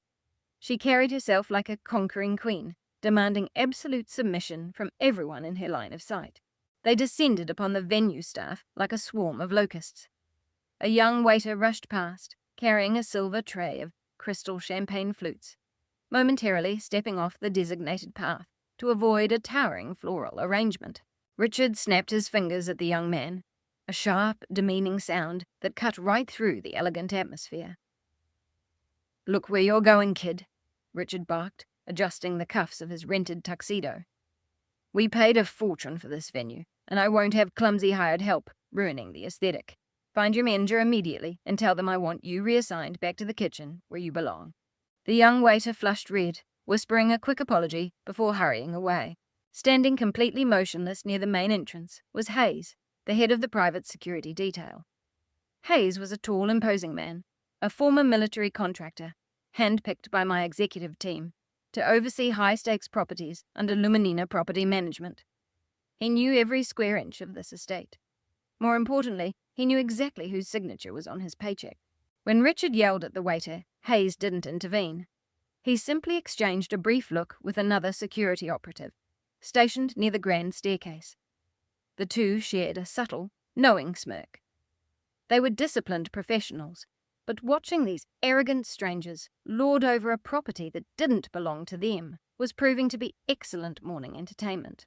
A few minutes later, Yvonne arrived, flanked by the rest of Terrence's family. They were a striking image of genuine class and generational achievement. Yvonne wore a sophisticated deep plum suit, surrounded by her siblings, a distinguished group that included a federal judge, a university dean, and a chief of surgery. They had no need to loudly broadcast their status because their accomplishments spoke for themselves. Brenda locked onto them immediately, like a hawk spotting fresh territory. Plastering an incredibly fake radiant smile across her face, she opened her arms wide and marched across the marble floor. "Dearest Yvonne, welcome to our little celebration," Brenda announced, her voice pitched high enough to echo off the vaulted ceilings. "I certainly hope the drive into the city wasn't too exhausting for your family. The moment we laid eyes on Vanguard Estate, we simply fell in love. We told Madison that for her special day, expense was no object. We would settle for nothing less than the absolute finest venue in the state." Yvonne accepted the greeting with cool, flawless grace. She surveyed the breathtaking foyer, her sharp eyes taking in the massive floral installations, the towering Corinthian columns, and the sheer, magnificent scale of the property. She knew exactly who owned this building, and it certainly wasn't the woman currently bragging about it. "It is indeed a magnificent property," Yvonne replied, her tone perfectly even. The level of administrative mastery and corporate excellence required to maintain an estate of this caliber is truly impressive. One has to admire the brilliant mind behind it all. Brenda beamed with satisfaction, completely missing the underlying meaning of Yvonne's words. She assumed Yvonne was complimenting her exquisite taste in venues. "Well, it takes a certain pedigree to appreciate historical value," Brenda boasted, waving a hand toward the towering crystal chandelier. "Richard and I have always prioritized high society elegance. We wanted Terrence to feel welcomed into our world." Richard puffed out his chest, stepping up beside his wife to reinforce their imaginary dominance. "We maintain very strict standards," he added, casting an openly dismissive glance toward Hayes and the security team. "Though finding good help these days is nearly impossible. I've already had to reprimand the catering staff twice this morning, to say nothing of the cleaning crew." Madison glided over to join her parents, completing the delusional trio. She placed a perfectly manicured hand on Yvonne's arm. "Speaking of the cleaning crew," Madison lowered her voice to a conspiratorial whisper, "if you happen to catch a glimpse of my sister lurking around the service corridors today, I must apologize in advance. We took pity on her and allowed her little cleaning service to handle the pre-wedding trash removal. We explicitly instructed her to use the loading docks and stay out of sight. But you know how desperate the lower class can be for attention." Brenda nodded sympathetically, playing the role of the heavily burdened mother. "It breaks my heart to see her scrubbing floors, but she made her own choices. We just hope she doesn't embarrass us today." Yvonne didn't flinch. She took a slow, elegant sip of sparkling water from a passing waiter's tray. A flash of predatory anticipation gleamed in her dark eyes, entirely unnoticed by Madison and Brenda. "I'm certain your sister will make quite an impression today, Madison," Yvonne said, her voice smooth as silk. "I look forward to seeing the results of her work. I have a feeling she's going to clean this entire place out completely." Across the foyer, Hayes adjusted the earpiece nestled in his right ear. The encrypted security channel crackled to life. "Perimeter team reporting," a voice whispered over the radio frequency. "The primary asset has just passed through the main gates. Estimated arrival at the front entrance is exactly 2 minutes." Hayes tapped his microphone twice, a silent acknowledgement. He looked over at Richard, Brenda, and Madison, who were currently attempting to order a senior event coordinator to buff out an imaginary scuff mark on the marble floor. These people were standing in a fortress that did not belong to them, berating staff they hadn't hired, all to impress a family they could never catch up to. It was a masterclass in psychological delusion. Hayes placed his hands behind his back, a dangerous, knowing glint in his eyes. The intruders had absolutely no idea. While they sipped stolen champagne and complained about the hired help, the true owner of Vanguard Estate was pulling up the driveway, and their grand illusion was about to be permanently shattered as the final guest filed into the grand ballroom of Vanguard Estate. The string quartet transitioned into a sweeping classical piece. The space was a breathtaking display of architectural dominance. Crystal chandeliers the size of small vehicles hung from frescoed ceilings, casting a warm golden glow over a sea of velvet gowns and tailored tuxedos. Richard and Brenda were exactly where they wanted to be, hovering near the head table, loudly taking credit for the towering white orchids and imported linens. They were trying desperately to match the effortless elegance of Terence's extended family, who mingled with the quiet confidence of people who actually belonged in these rooms. Madison sat at the centre of the room, her massive Parisian gown spilling over her chair, radiating smug satisfaction. She had legally bound herself to a wealthy corporate attorney, or so she believed, and was now preparing to bask in the admiration of Chicago's elite. Then the massive mahogany doors of the grand ballroom were pushed open. Hayes, the head of my private security detail, stood rigidly to one side, holding the door. He wasn't doing it for the catering staff. He wasn't doing it for the guests. He did it because his employer had just arrived. I stepped into the grand ballroom. I was not wearing the scratchy, chemical-scented, grey, polyester-made uniform my mother had thrown at me the night before. I was wearing a masterpiece. It was a $10,000 custom midnight blue suit, tailored from fine Italian silk and wool. Its lines were razor-sharp, designed to project absolute executive authority. Beneath the jacket was a spotless white silk shirt, my cuff secured with flawless, square-cut diamond cufflinks. My hair was styled back in a sleek, uncompromising look. I didn't look like a cleaner who had snuck into a billionaire's party. I looked like the billionaire who owned the building. The heels of my shoes clicked against the polished hardwood floor with a rhythmic, commanding cadence. A wave of hushed whispers immediately began to ripple through the perimeter of the room. High society guests are trained to recognize power, and the sheer energy I radiated as I walked into the ballroom caused several influential banking executives and corporate partners to turn their heads. Across the room, Brenda was busy boasting about her fictional stock portfolio to one of Terence's uncles. She glanced toward the entrance, likely expecting another wealthy relative arriving late. Her eyes locked onto my silhouette. The colour drained from my mother's face so fast, she looked as though she might physically collapse. The crystal champagne flute in her hand trembled, spilling drops of expensive liquid onto the floor. Her brain violently rejected what she was seeing. She had expected to see me dragging trash bags from the loading dock, hidden in the shadows, scrubbing floors in a humiliating grey dress. Instead, she saw a woman who commanded more attention than the bride herself. Brenda abandoned Terence's uncle without a word of apology.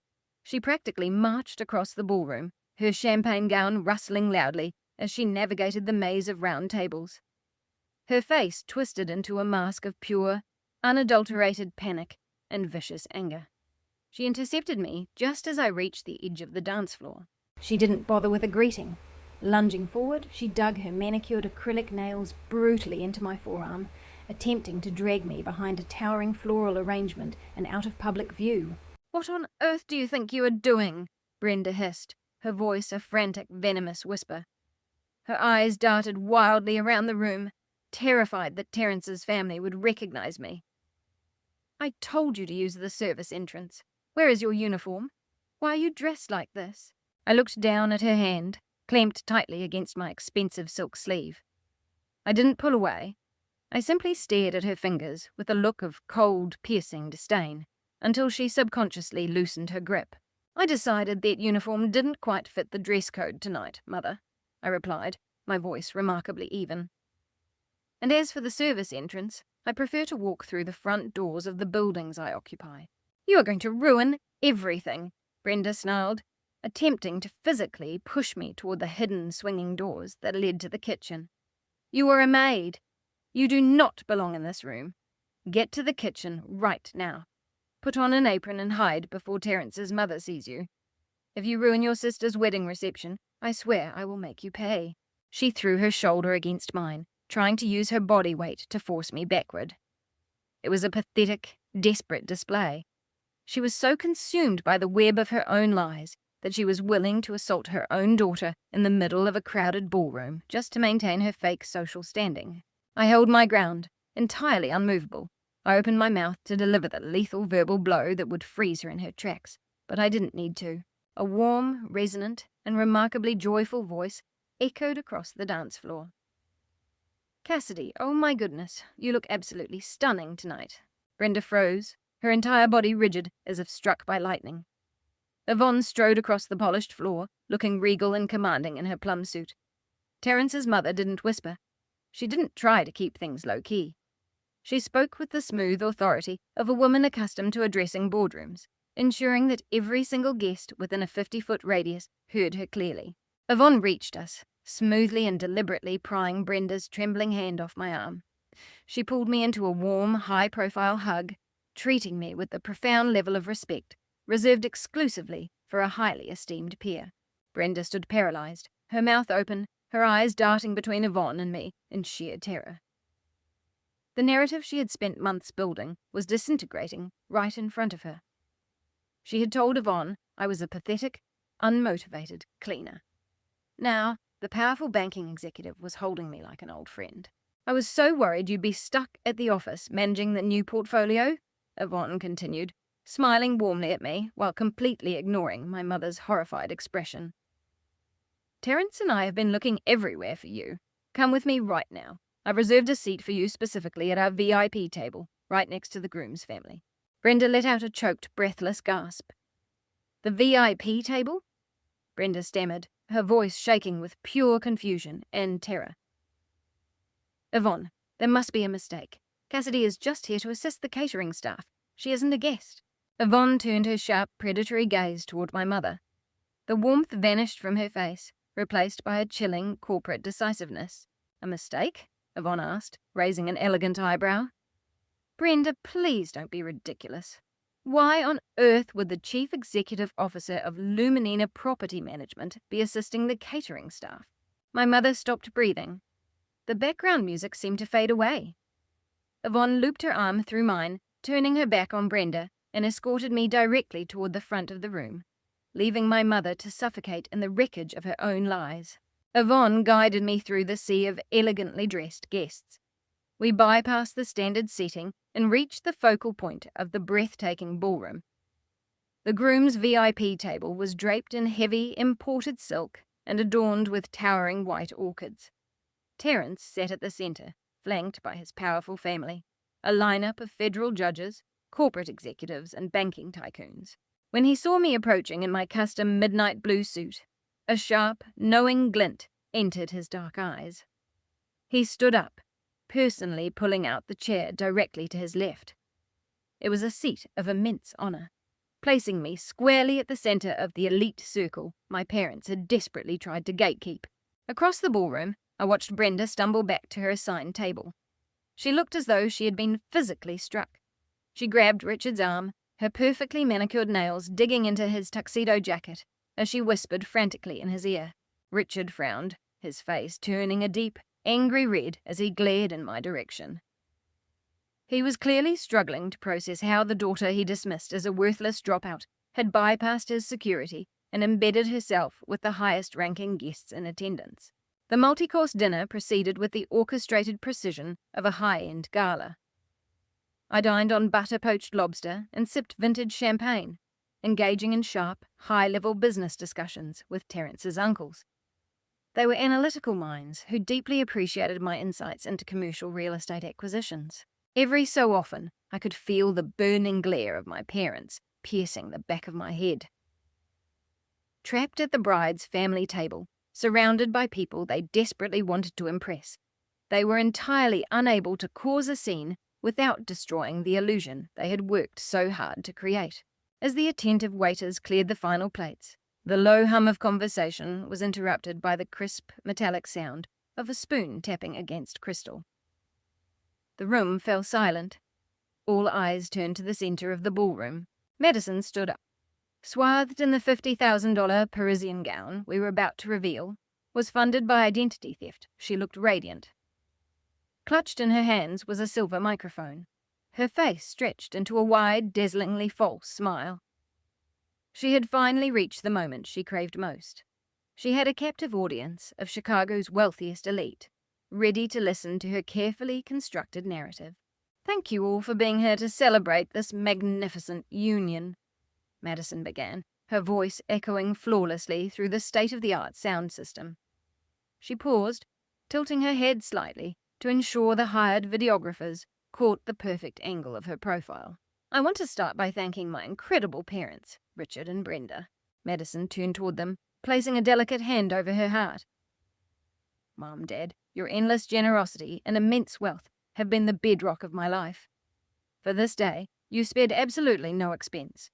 You secured Vanguard Estate, the most exclusive and expensive venue in the state, just to make my dreams come true. You taught me what it means to be a part of high society." At her table, Richard puffed out his chest completely, oblivious to Brenda, who was currently sweating through her expensive foundation. He raised his glass to the room, basking in the fraudulent praise. He genuinely believed he was the master of his domain, completely unaware that he was standing on a trapdoor I had personally installed. Madison then shifted her focus to Terence. She looked down at him, a theatrical expression of adoration on her face. "And to my brilliant, handsome husband, Terence. Tonight we are joining two powerful families. We are merging two legacies of success and affluence. I cannot wait to build our massive empire together." Terence didn't smile. He sat perfectly still, his posture rigid, his dark eyes locked onto the woman who was currently attempting to use his bank accounts to clear over $200,000 of high-interest debt. To the average observer, his expression was completely unreadable, but to Yvonne and me, he looked like a predator waiting for the precise moment to snap his jaws closed. Madison wasn't satisfied with merely elevating her own ego. Her narcissism required a victim. Her gaze swept across the room, landing directly on the VIP table. She saw me sitting next to her new mother-in-law. I could see the brief flash of pure shock in her eyes as she registered my $10,000 suit, but her malice instantly overrode her logic.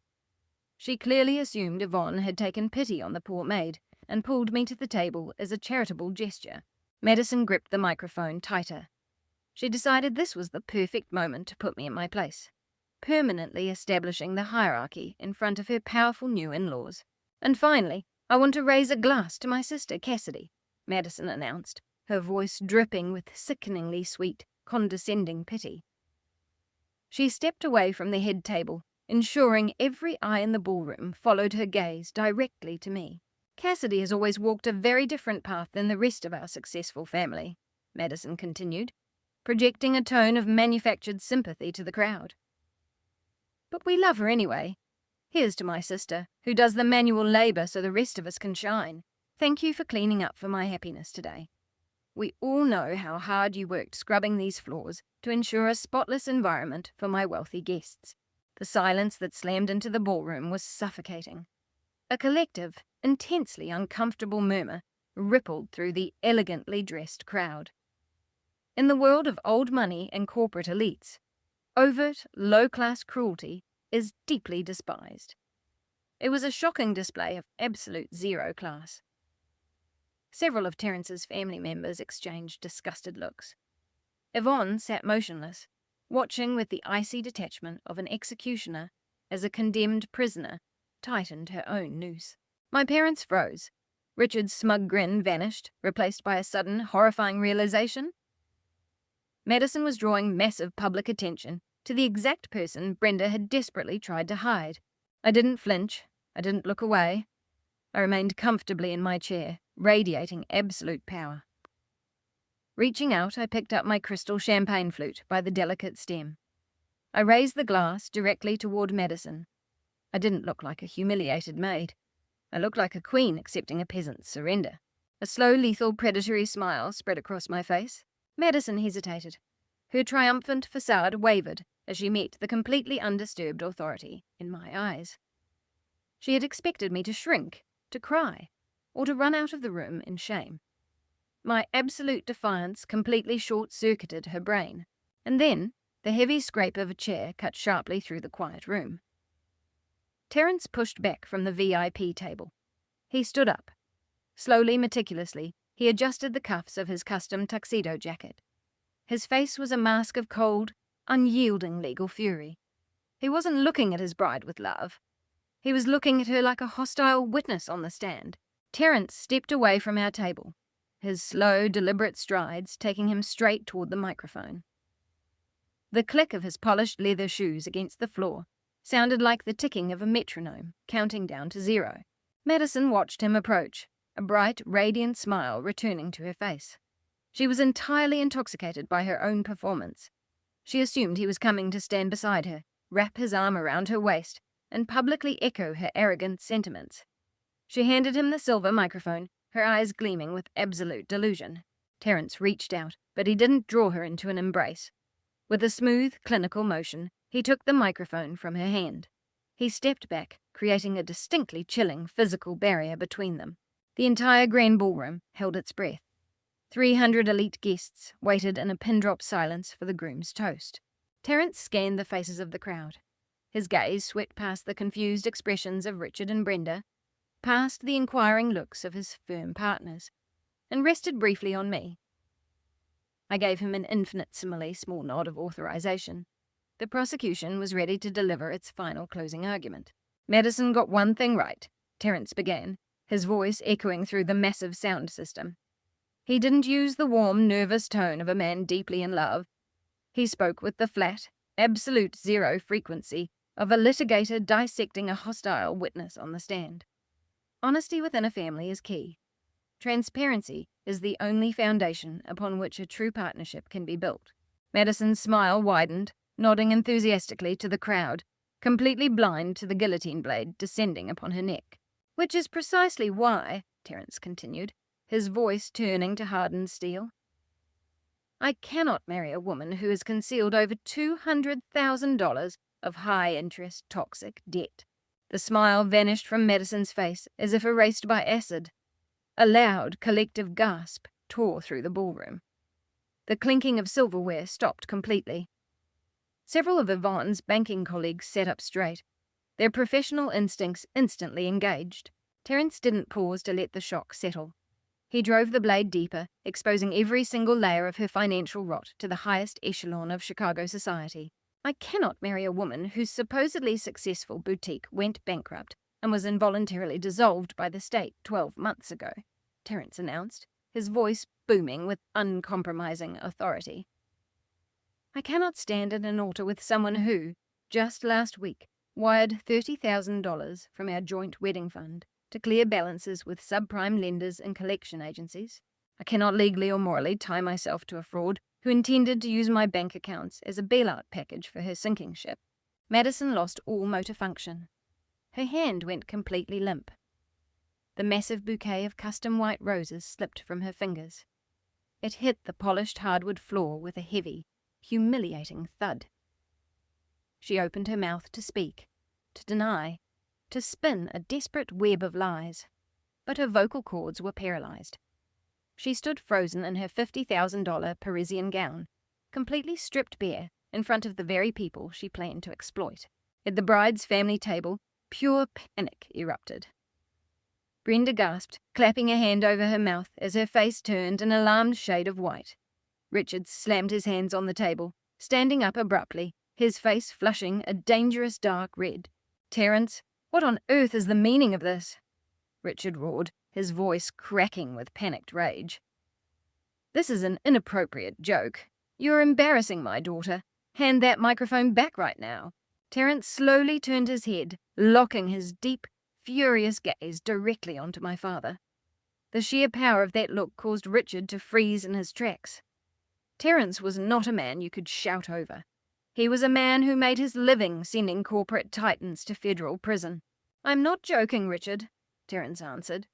His voice dropped to a lethal frequency that commanded absolute silence in the room. "And my financial investigation into your daughter is merely the tip of the iceberg of what I discovered this week." Terence took a step closer to the edge of the stage, looking down at my parents' table like a judge delivering a final, inescapable sentence.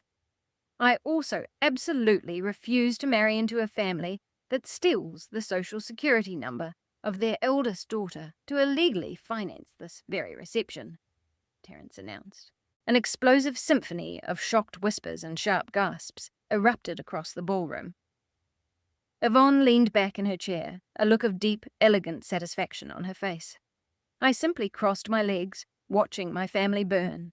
Richard staggered backward, his knees hitting his chair. Brenda began to hyperventilate, clutching her pearl necklace as the walls of her fictional reality collapsed.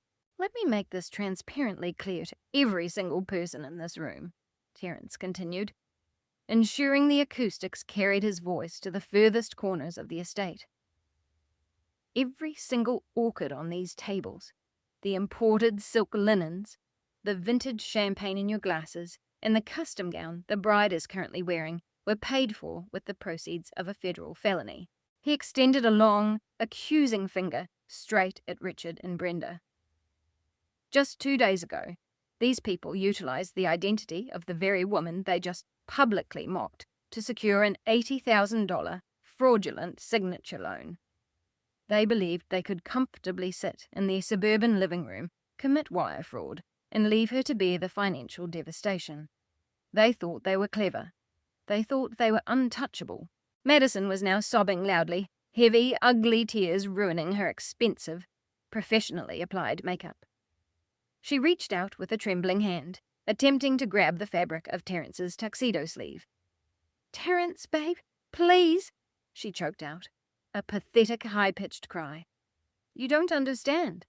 My parents just wanted everything to be perfect for us. We can explain." Terence stepped back smoothly, looking at her outstretched hand with absolute disgust. He didn't yell. He didn't raise his voice. He delivered the final blow with the chilling detachment of a man who had entirely severed all emotional ties. "There is nothing to explain, Madison," Terence said, his voice echoing with terrifying finality. "I am a corporate attorney. I do not marry negative assets.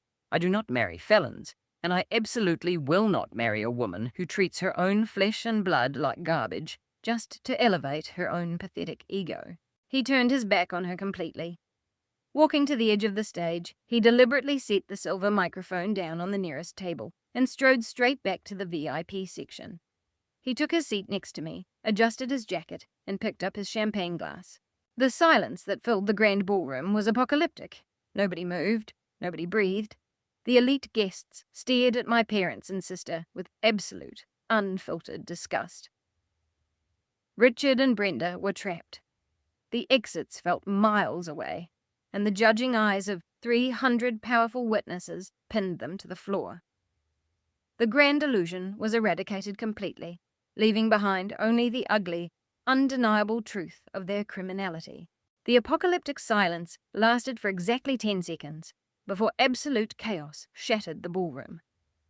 The collective shock of 300 high society guests instantly devolved into a roar of angry whispers and sharp exclamations. Several banking executives immediately stood up from their tables, pulling out their phones to contact their respective risk management departments. They had just been informed that the champagne they were drinking was financed by federal identity theft, and their tolerance for being associated with criminals was absolute zero. At the bride's table, the illusion of the perfect family was violently dismantled. Madison collapsed entirely to the floor, her massive Parisian gown bunching around her like a deflated parachute as she buried her face in her hands and wailed. Brenda was hyperventilating, clawing at the collar of her expensive dress, looking frantically around the room for a single sympathetic face and finding absolutely none. But the most violent reaction a volatile mix of denial and narcissistic rage, came from my father. Richard could not process the reality of his public exposure. His massive ego, inflated by decades of lies and financial manipulation, broke completely. His face turned a dangerous deep shade of purple. The veins in his neck bulged against his rented tuxedo collar as he stared across the ballroom at the perfectly composed figures of Terence and me at the VIP table. "You arrogant son of a bitch," Richard roared, his coarse voice cutting through the rising noise of the crowd. He marched aggressively onto the dance floor, pointing a trembling finger at Terence. "You're insane. You've been brainwashed by that lying maid. She's a jealous, bitter dropout who has hated her sister for 15 years. She forged those documents to ruin the best day of Madison's life." Terence didn't even blink. He calmly took a sip of his champagne, entirely unbothered by the men screaming and advancing toward our table. Yvonne mirrored her son's posture, watching my father with the detached, fascinated look of a scientist observing a dying insect. "I am the host of this event," Richard continued to shriek, spit flying from his mouth as he desperately tried to assert control over a room that had already condemned him. "I paid for this venue. I demand respect in this room." Richard whipped his head around, scanning the perimeter of the grand ballroom. He spotted Hayes, the massive, imposing head of my private security detail, standing with his arms crossed near the mahogany entrance doors. Richard pointed forcefully at Hayes, treating the highly trained former military contractor like an unruly servant. "You, security guard," Richard barked, his voice cracking with hysterical authority. "I want you to remove these two people immediately. Throw this ungrateful maid and her delusional lawyer out the back door.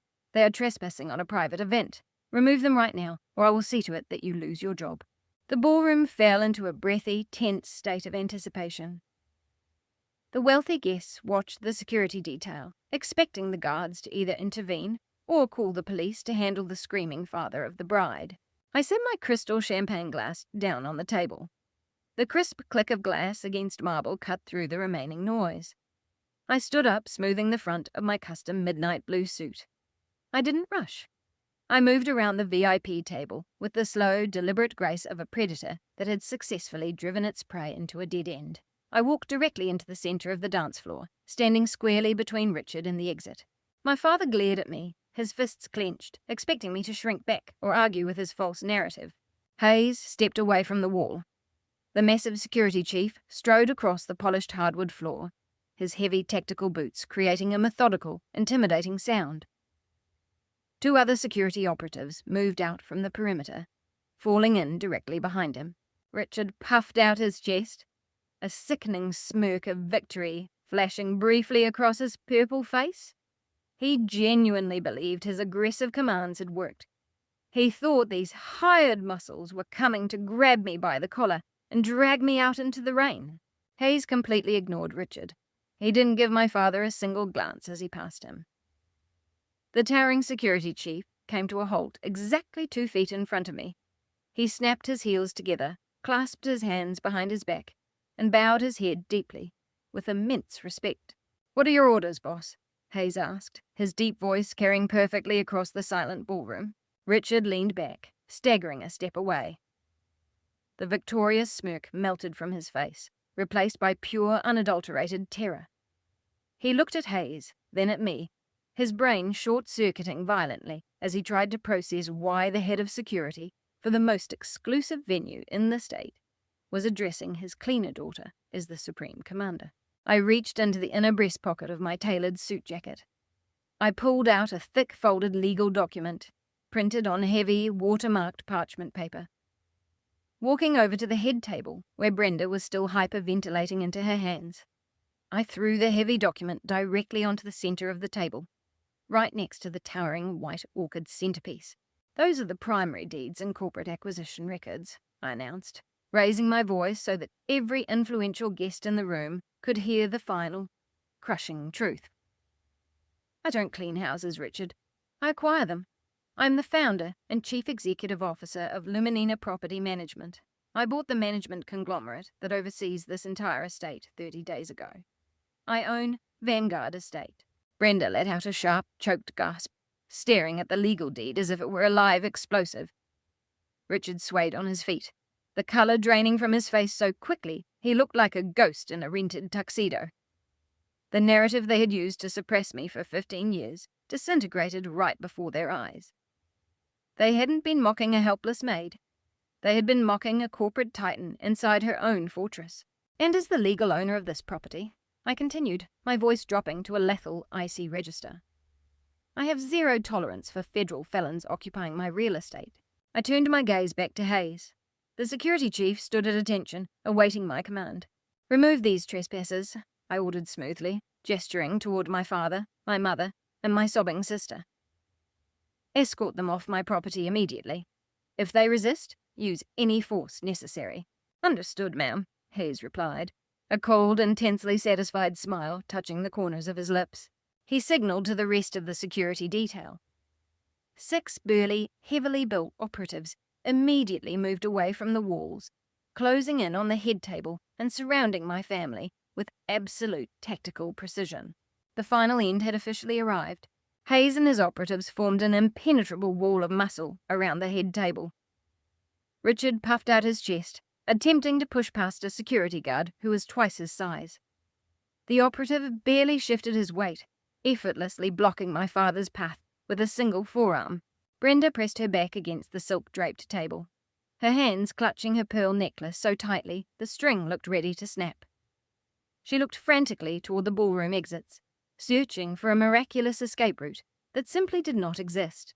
Before Hayes could give the physical order to escort them from the building, a sharp, piercing wail cut through the heavy atmosphere of the estate. The unmistakable, screeching sound of approaching sirens echoed up the long, winding driveway.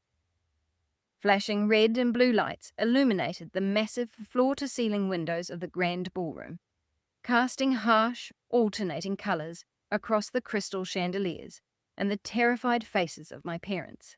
I hadn't just called security.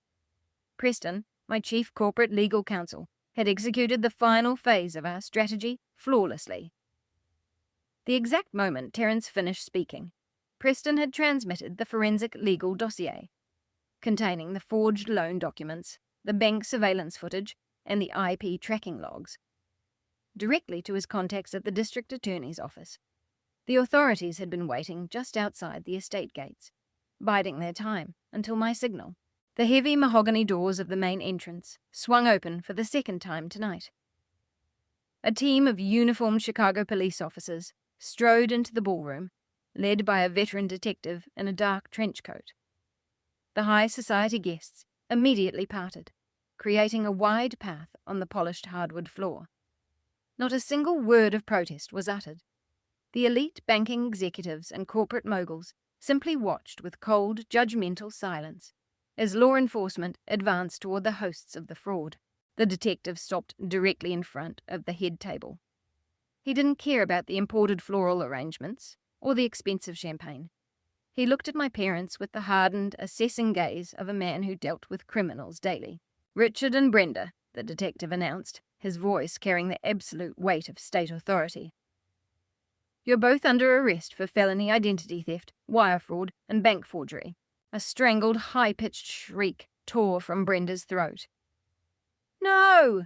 she screamed, her voice cracking in pure hysteria. "This is a mistake. We belong here. We are wealthy. Tell them, Richard. Tell them we are hosting a wedding." Richard was entirely speechless. The arrogance that had supported his entire existence evaporated. He stared at the silver handcuffs being unclipped from a nearby officer's belt, his jaw trembling uncontrollably. "Turn around and place your hands behind your back," the arresting officer ordered, stepping forward.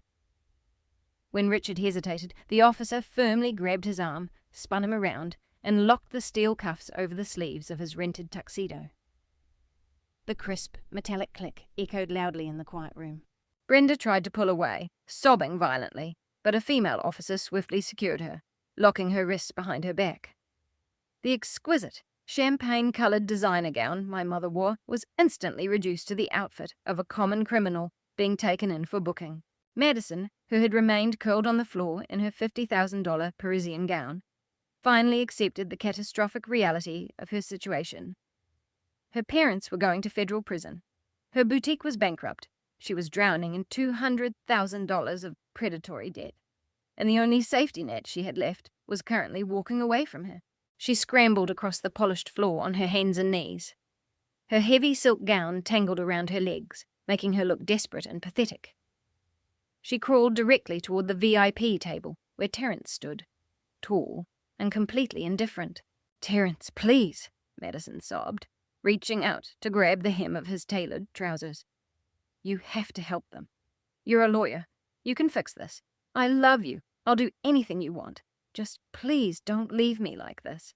Terence looked down at the woman who had attempted to bleed his wealth dry to rescue her own sinking ship.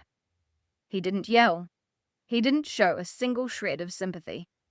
The expression on his face was one of absolute, clinical disgust.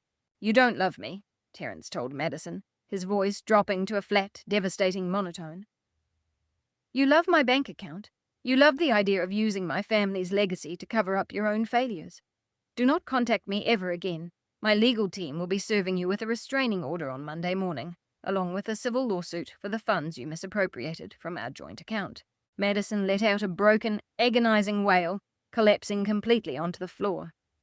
She buried her face in the imported silk tablecloth, weeping uncontrollably as the illusion of her billionaire lifestyle burned to ash.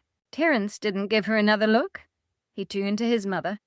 Yvonne stood elegantly, her posture impeccably straight, her plum suit entirely unwrinkled by the chaos around them. She glanced at the sobbing bride, then at the handcuffed parents, shaking her head in deep contempt. Terence offered his arm to his mother. Yvonne looped her hand through it, and together the two walked down the centre aisle of the ballroom. They moved with the effortless dignity and immense pride of a family that refused to be tarnished by scammers. They walked out of the front doors, leaving the spectacular wreckage behind them without looking back. The detective read my parents their Miranda rights as the officers escorted them forcefully toward the exit. Brenda wept hysterically, her makeup smearing into dark, ugly streaks across her face. Richard kept his head bowed, utterly humiliated in front of the exact people he had spent his entire life trying to impress. I stood in the centre of the dance floor, the diamonds on my cuffs catching the light of the crystal chandeliers.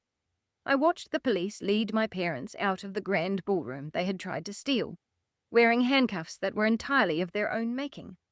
The air in the room suddenly felt incredibly clean. I signed my name at the bottom of the final acquisition documents, the dark ink flowing smoothly from my platinum fountain pen.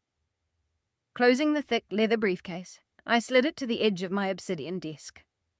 The paperwork officially finalized the largest corporate merger in the history of Luminina property management. The past was permanently erased, and the future demanded my full, undivided attention. The soft melodic chime of the private executive elevator broke the quiet hum of the office. The heavy metal doors slid open, and Terence and Yvonne stepped into my penthouse suite. Terence looked completely transformed. The heavy, exhausted burden he had carried during his brief engagement to my sister was entirely gone. He radiated the sharp, unyielding confidence of a man at the absolute peak of his career. Following the spectacular implosion at Vanguard Estate, I had officially retained his corporate law firm to represent Luminina's nationwide expansion. He was no longer just a brilliant litigator. He had become one of my most trusted friends and my chief external legal counsel. Yvonne stepped out of the elevator beside him, looking radiant in a custom emerald green suit. She carried a sleek velvet box under one arm and her signature leather briefcase under the other. Her commercial bank had financed the back end of our massive new merger, solidifying a partnership that dominated the Midwest real estate market. We had built an empire of mutual respect, entirely free from the shallow vanity that had destroyed my parents. "I hear the final sign-off went exactly according to plan," Yvonne said, a tone of genuine warmth in her voice as she walked across the plush carpet. "I hope you're ready to celebrate, Cassidy. We didn't battle the city zoning board and rival acquisition firms for 6 months just to drink tap water." Terence chuckled, setting his briefcase down on a leather guest chair. He took the velvet box from his mother and opened it, revealing a bottle of vintage champagne. It was a rare, incredibly expensive label. The kind of true luxury my father had spent his entire life pretending he could afford. The legal filings are officially stamped and submitted to the Federal Registry, Terence announced, expertly popping the cork with a clean click. Luminina Property Management has just absorbed the largest commercial high-rise portfolio in the city. You're officially unstoppable, Cassidy. The board of directors is ecstatic. I rose from my desk and walked over to the custom wet bar built into the corner of the office. I took out 3 heavy crystal champagne flutes, lining them up on the marble countertop. I couldn't have executed those legal structures without your firm, Terence, I replied, accepting the glass he handed me. You navigated the antitrust regulations flawlessly. Your firm earned every penny of that retainer. Terence poured the golden bubbling liquid into the remaining glasses, handing one to his mother. He looked at me, a profound, unwavering loyalty reflecting in his deep eyes. Working with you has been the highlight of my career, Terence said, his tone shifting to one of deep sincerity. 6 months ago, I was standing on a cliffside with a blindfold on, preparing to legally bind myself to a financial parasite. It was you and my mother who ripped that blindfold off. You saved my life, Cassidy. Managing your corporate contracts is a privilege. Yvonne raised her crystal glass, catching the ambient light of the setting sun. In the world of high finance, you encounter countless people wearing expensive masks, she said, her sharp gaze meeting mine. Those who utilize deception to climb find that the fall is always absolute. True power belongs to those who build their own foundations out of the dirt, block by block. She smiled, a genuine expression of maternal and professional pride. To the future of Luminina, Yvonne toasted. To the future, Terence and I echoed in unison. We clinked our glasses together, the clear, beautiful ring of the crystal echoing through the expansive office. Looking out over the vast, shimmering skyline of Chicago, I took a slow sip of the vintage champagne. The wreckage of my family was far behind me, buried under the weight of their own choices. My empire was secure. My allies were fiercely loyal.